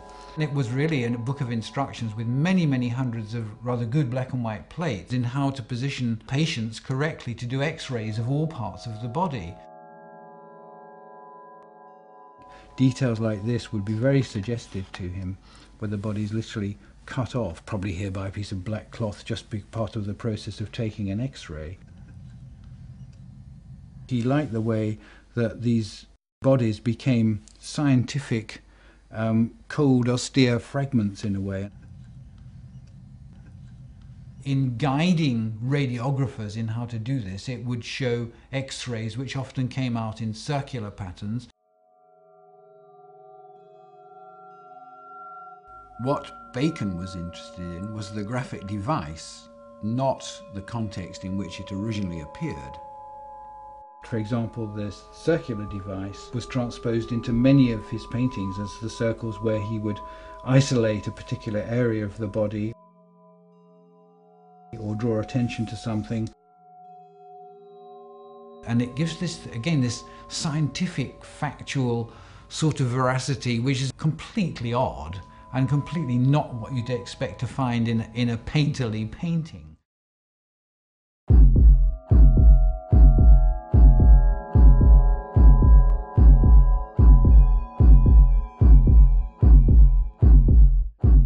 Above all photographers, the one who was most useful to Bacon in his paintings was Edward Muybridge. In 1949, Bacon's friend, the artist Dennis Worth Miller, pointed out to him that the Victoria and Albert Museum, which is about 100 yards from Bacon's studio then, contained all of the plates from Muybridge's volumes in a beautifully printed large format. And he used to go and look at those. And it's another one of the Muybridge, which was an early edition of Muybridge I had, where the photographs are really clearer. The strangeness in those, they are again scientific, factual documents, but there's so much more than that, and he was so aware of what was different about that. From that point onwards, from 1949 onwards, almost every nude that Bacon painted was based on a Muybridge photograph.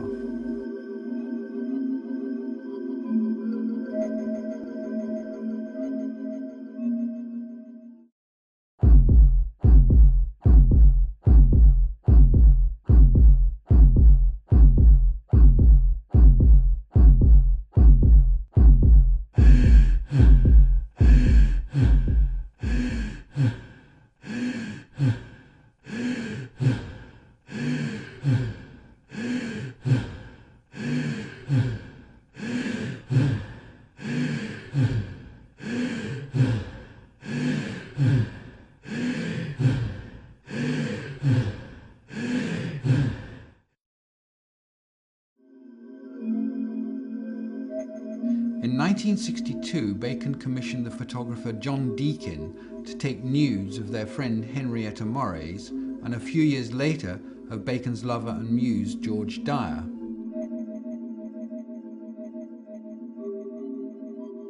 These photographs mark a fundamental change in Bacon's practice.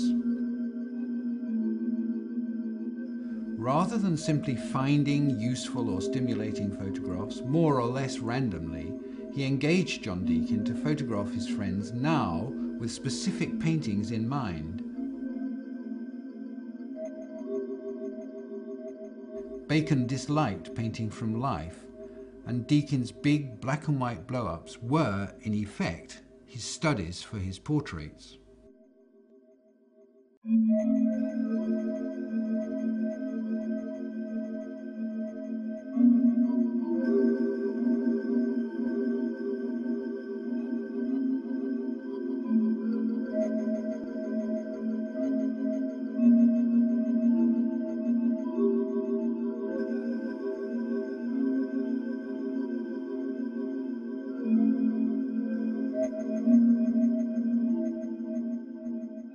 The damage that occurred over time to Deakin's photographs, or indeed that Bacon inflicted upon them, often translated into the paintings themselves.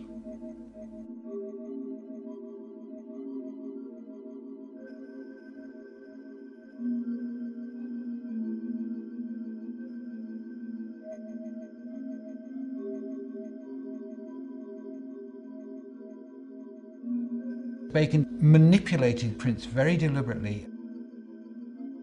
A classic case is a 1971 portrait of him by Henri Cartier-Bresson. He was friendly with Bacon. He elegantly signed this on the back with the friendship of Cartier-Bresson to my friend Francis Bacon.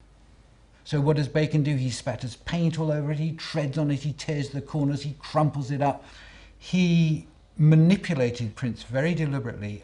And it's emerged during the replication of these objects that this consistent folding ends up with something like a little three-dimensional object of Bacon with this distortion, with this perspective distortion. Now this would stand on a table, say, in his studio, and I think that he positioned the things there and he could scrutinize them from various different angles, different perspectives, and I think it was a way of, again, putting back life, three dimensions, into these flat black and white prints, so that when he was formulating the painting, seeing it in his head, he was faced with a three-dimensional object.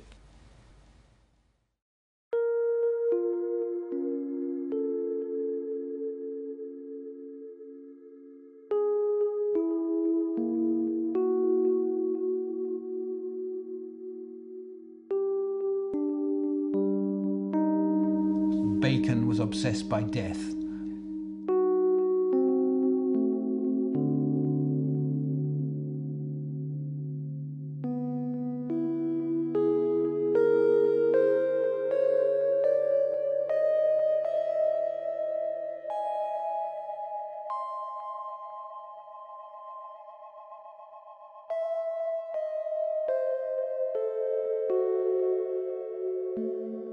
He was very attached to Cocteau's phrase about every day I look in the mirror when I shave and see death at work.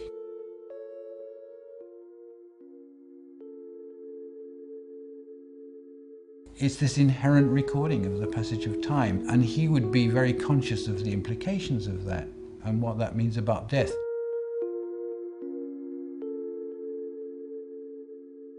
I think one of the most poignant examples of Bacon absolutely being aware of the way photographs themselves, his raw material, his base, banal perhaps in a way, sometimes raw material, would get changed by time, is in a photographic portrait of himself, which he put into a painting in the early 1970s.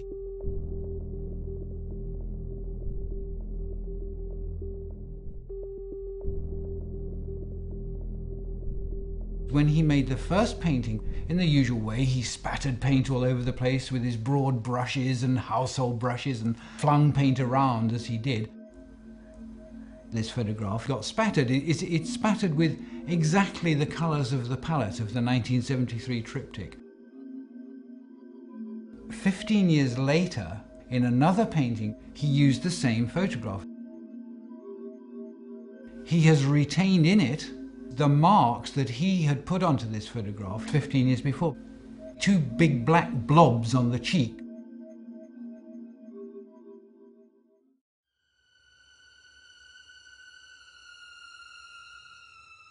Bacon was a looker.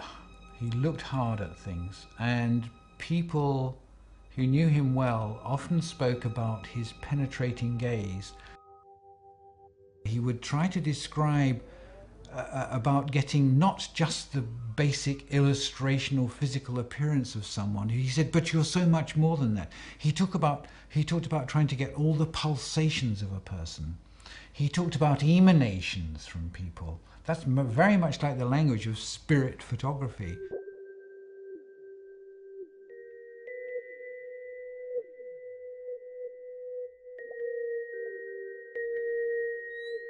In what he called his first painting, the triptych in the Tate, in the left panel of that, the image of the Eumenides, the Fury, the actual form of the head was taken directly from a book, one that we know he used a lot, by Baron von Schrenck-Notzing, called The Phenomena of Materialization. And in it you can find the images of so-called ectoplasm issuing forth from the sitters who are in states of trance.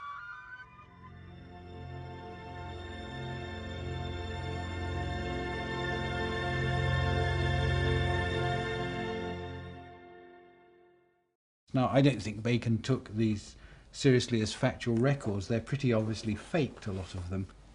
Often the sort of vaporous effect around faces, usually in portraits of men, especially in the 1950s, can be directly shown to relate to some of these very odd spirit photographs.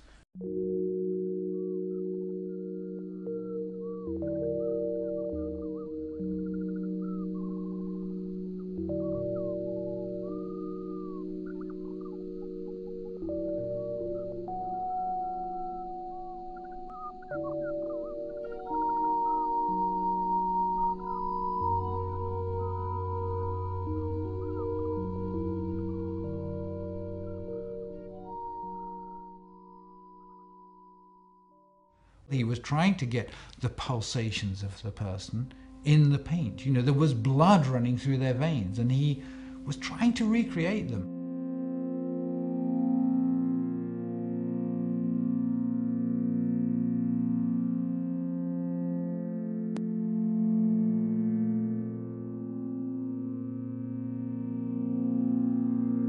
He knew the canvas was not a live person, it's a piece of canvas with some paint on, and he wanted to make that as alive as possible. I think that's why we respond so strongly to them still.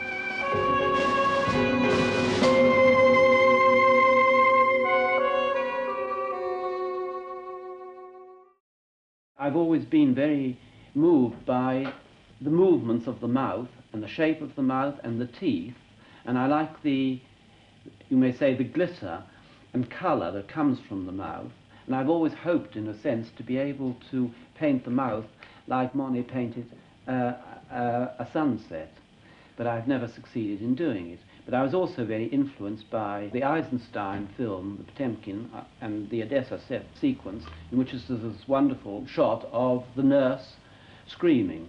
And also, when I first went to Paris, I found in an old bookshop a book on diseases of the mouth, which was beautifully coloured, hand-coloured. The plates were hand-coloured, and that it had a tremendous effect on me. And I don't know if this obsession when I was much younger with the mouth has a lot of sexual implications, as people say it may have, and I believe psychologically it is supposed to. But anyhow, whatever it was, I was at that time very obsessed by that image. So you might well have been interested in painting open mouths and teeth, even if you hadn't been painting the screen. I think I might. Nevertheless, you did become involved with painting the human screen. I did, and I've always hoped, I've always wanted and never succeeded in also painting the smile, but I have never been able to do it. Actually, in your work as a whole, there are relatively few paintings that have ostensible subjects which might be called horrific, and most of them are fairly straight subjects of a figure seated in rooms and so on, and yet people have a sense that your work as a whole is horrific. Why do you think this might be? Well, I don't think so. I mean, you may say the carcasses of meat. It's true that when you go into a butcher's shop, you see the beauty of the meat, how beautiful meat can be. But when you think about it, also, you can think of the whole horror of life, of one thing living off another, and the natural pattern of life, and the natural sequence of life. I mean, it's why when all these stupid things about bullfighting, because if you go, people will eat meat and then complain about bullfighting. The thing is so mad. They will go in and complain about bullfighting covered with furs and birds in their hair. I mean, it's so illogical. But yet people's sense of your work as being horrific is not really justified by the ostensible subject matter. Why do you think they have this feeling that it is? Well, the thing is, I've always hoped to put over things as directly and rawly as I possibly can, and perhaps if a thing comes across directly, they feel that that is horrific. Yes, because if you say something, even if you say something very directly to somebody about something, they are sometimes offended, although it is a fact. Mm-hmm. Because people tend to be offended by facts, or what used to be called truth. Let us say that you have a model, somebody you have already painted many times from memory. Yes. Have you ever had such a person sitting for you? Yes. And what has happened? They inhibit me. They inhibit me because one of the things is I would, if I like them, I don't want to practice the injury that I do to them in my work before them, if I like them. I would rather practice the injury in private, by which I think I can record the fact of them more clearly. In what sense do you conceive it as an injury?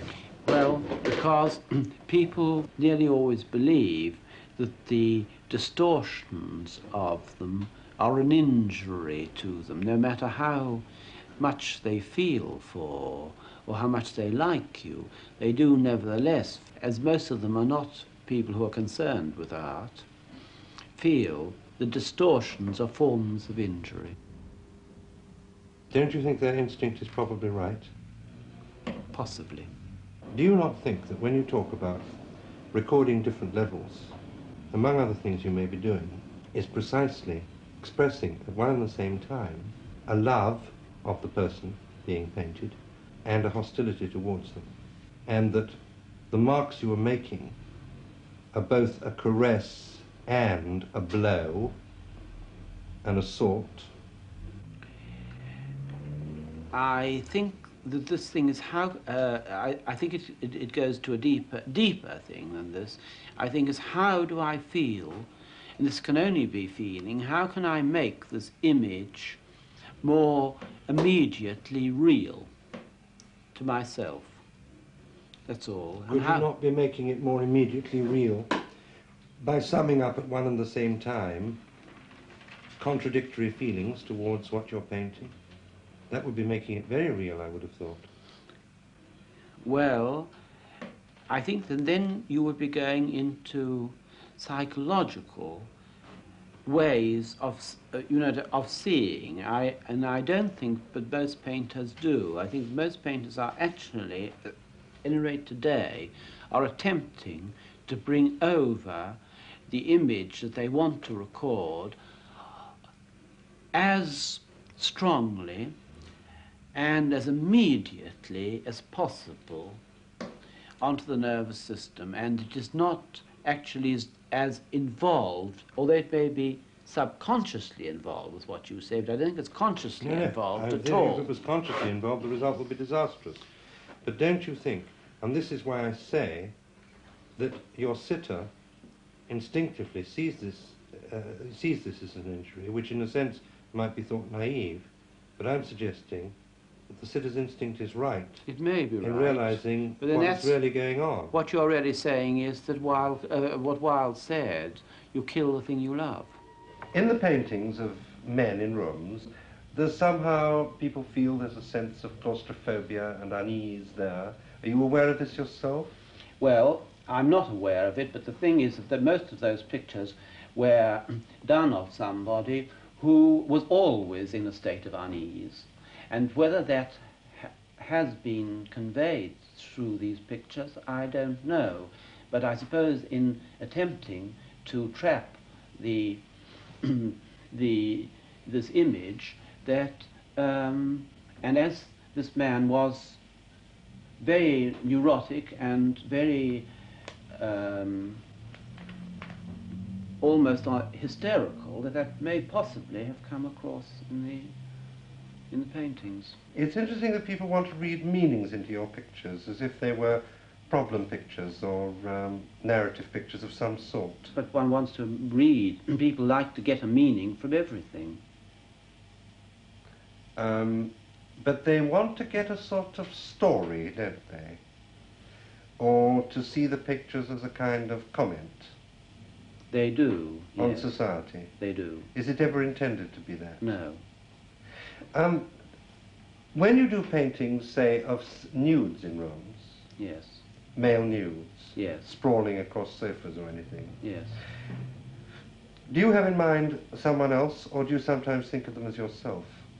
No, I think of them not as of myself. I think of them. Some of those things have come from photographs that I have, and some of them have come from the Muybridge book of the human body and movement, which I have very often used figures from.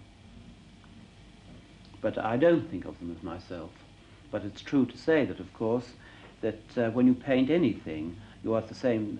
You are also painting not only the subject, but you are painting yourself as well as the object that you are trying to record, because painting is a double, is a dual performance. Because, for instance, if you look at a Rembrandt painting, you know, I feel I know very much more about Rembrandt than I do about the sitter. So in the first place, so you use existing photographs that you've come across, like Yes. those in Muybridge. Yes. And then you use photographs like this, which you've had taken in order to paint from, Yes. instead of getting a model to come and pose. I have, yes. In fact, even from friends who will come and pose, I've had their photographs taken for portraits, because I very much prefer working From the photographs from than the from them. photograph than from them. But then you've also used photographs of works of art. Well, I have, and I think most unsuccessfully, because I think it's already so remarkable that there's absolutely really nothing to do about it, but I used it out of obsession. I don't think that any of these things that I have done from other paintings actually have ever worked. In spite of the terrific importance that you give to the paint itself in an artist like Velázquez and Rembrandt, you paint again and again from photographs. I mean, when you were in Rome, you went to see the Velázquez, the Innocent. No, I didn't. You never went? No. How long were you there? I was in Rome for about 2 months. And you never actually went to see this painting which you'd been working I didn't. after for years? No. It's true to say that at that time I was extremely unhappy emotionally, and I loathed churches, but I spent most of my time in St. Peter's, just wandering around. But I think another thing was it was probably a fear of seeing the reality of the Velázquez after my tampering with it. I think it was probably a feeling of seeing this marvelous paint, at least what I'd always thought as a marvelous painting in photographs, and then seeing the stupid things that one had done with it. You've also got a lot of things around here of your own, I mean, reproductions of your own work. Do you look at them while you're working? Well, I do very, very often. I very often think that I will be able to, for instance, I've been trying in this particular one to make this image which I did in 1952, and I've been trying to make this into a mirror, so that this image is crouched before a mirror of itself. It hasn't come off, but I very often find I can work from photographs of my own things that have been done years before, and they become very suggestive. Do you make any use of preliminary studies or sketches of any sort? Yes, I do. I nearly always make a sketch. Drawn or gouache or something? I generally just make it out of with thin paint, and especially in portraits, I make a kind of outline of the position in which I want to try. I think I want to make the image, but after that, chance and well, chance and what I call accident takes over. And if anything ever does work in my case, it works from that moment when consciously I don't know what I'm doing. But when you take chance, you mean something more than improvisation. You mean as if you're really working without making conscious decisions. They're certainly not conscious decisions. But what are you thinking about? I mean, how do you suspend the operation of rational decisions? I'm thinking of nothing but at that moment, I'm thinking of nothing but how hopeless and impossible this thing is to achieve. And by making these marks about which I don't know how they will behave, suddenly there comes something which your instinct seizes on as being for a moment the thing by which it could begin to develop. How much does it help to have had a certain amount of drink when you're painting? Well, this is a difficult thing to say. I haven't done many things when I have had a lot to drink, but I have one or two, and I did the the crucifixion in 1963. Which was one of the best things. And that was done when I was on drink for about a fortnight, and perhaps it was, sometimes it loosens you, and I think it works better, but it's, again, I don't, I think it also dulls other areas. You really don't want to lose a certain clarity. You don't want to leave too much to chance, do you? I want a very ordered image, but I want it to have come about by chance. It's a matter of reconciling opposites, I suppose, of making the thing be contradictory things at once. Well, it isn't just that one wants a thing to be as factual as possible, and at the same time as deeply suggestive or deeply unlocking of areas of sensation other than the simple illustration of the object that you set out to do. Isn't that what all art is about? If you think of the great Rembrandt self-portrait in Aix-en-Provence, for instance, and if you analyze it, you will see that there are hardly any sockets to the eyes. That it is almost completely anti-illustrational. And when the brutal, so-called brutal painting of a Jackson Pollock or something like that, I forget what that painting is called. What is the technical term for it? Well, abstract expressionism. Abstract expressionism. That of course all that had been done by Rembrandt in a painting like the self-portrait in Aix-en-Provence, but it had been done with the added thing that it was an attempt to record a fact, which was Rembrandt's own appearance. And to me, therefore, must be much more exciting and much more profound. Inevitably, he's trying to do something much more difficult. You're very preoccupied with chance in painting. You're also preoccupied in chance with gambling.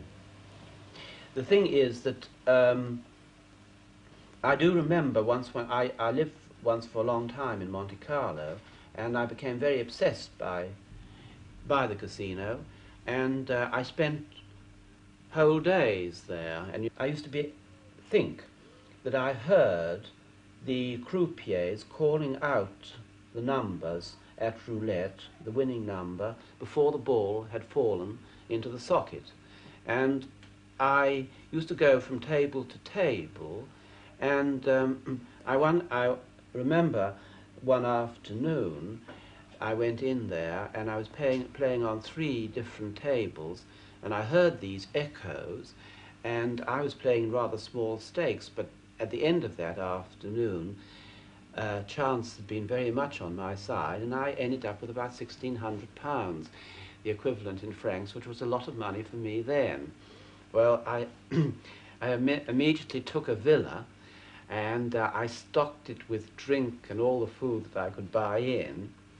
But this chance didn't last very long, because in about 10 days' time I could hardly buy my fare out of the back to London from Monte Carlo, but it was a marvellous 10 days, and I had an enormous number of friends. You don't think you're working an obsession with Christianity out of your system? Well, I don't think so, because my common sense would not allow me to accept Christianity. It might not allow you to accept it, but you're sure you've got rid of it? Well, that one can never know, because one knows how very potent some of the images of Christianity have been, and how they must have played very deeply on one's sensibility. So one could never say that one's completely got away. And after all, without believing one believes in the ethics of Christianity, or a great number of them, without actually believing in the practice of the church. When you do a crucifixion, I mean, you've done triptychs based on figures. Yes. And you've done these fairly complicated crucifixion images. What is the difference in the attitude of working when you start on a crucifixion? Well, of course, you're working then about your own feelings and sensations, really. You might say it's almost like nearer to a self-portrait, that you are working on all sorts of very private feelings about behavior and about the way life is. And the crucifixion is the armature for expressing it? It is, yes. You often involve the painting of sides of meat in your paintings of the crucifixion. The subject of meat is such a marvellous subject matter, and of course naturally meat has enormous overtones to it. I've used photographs, and if you go into some of these great stores where you just go through these great halls of death, you can see meat and fish and birds and everything else all lying dead there. There have been extraordinary photographs which have been done of animals just being taken up before they were slaughtered. And I think these pictures were very much based on that kind of thing, which to me is very, very near this whole thing of the crucifixion. I know for religious people, for Christians, the crucifixion has a totally different significance. But as a non-believer, it has just an act of man's behavior, way of behavior to another.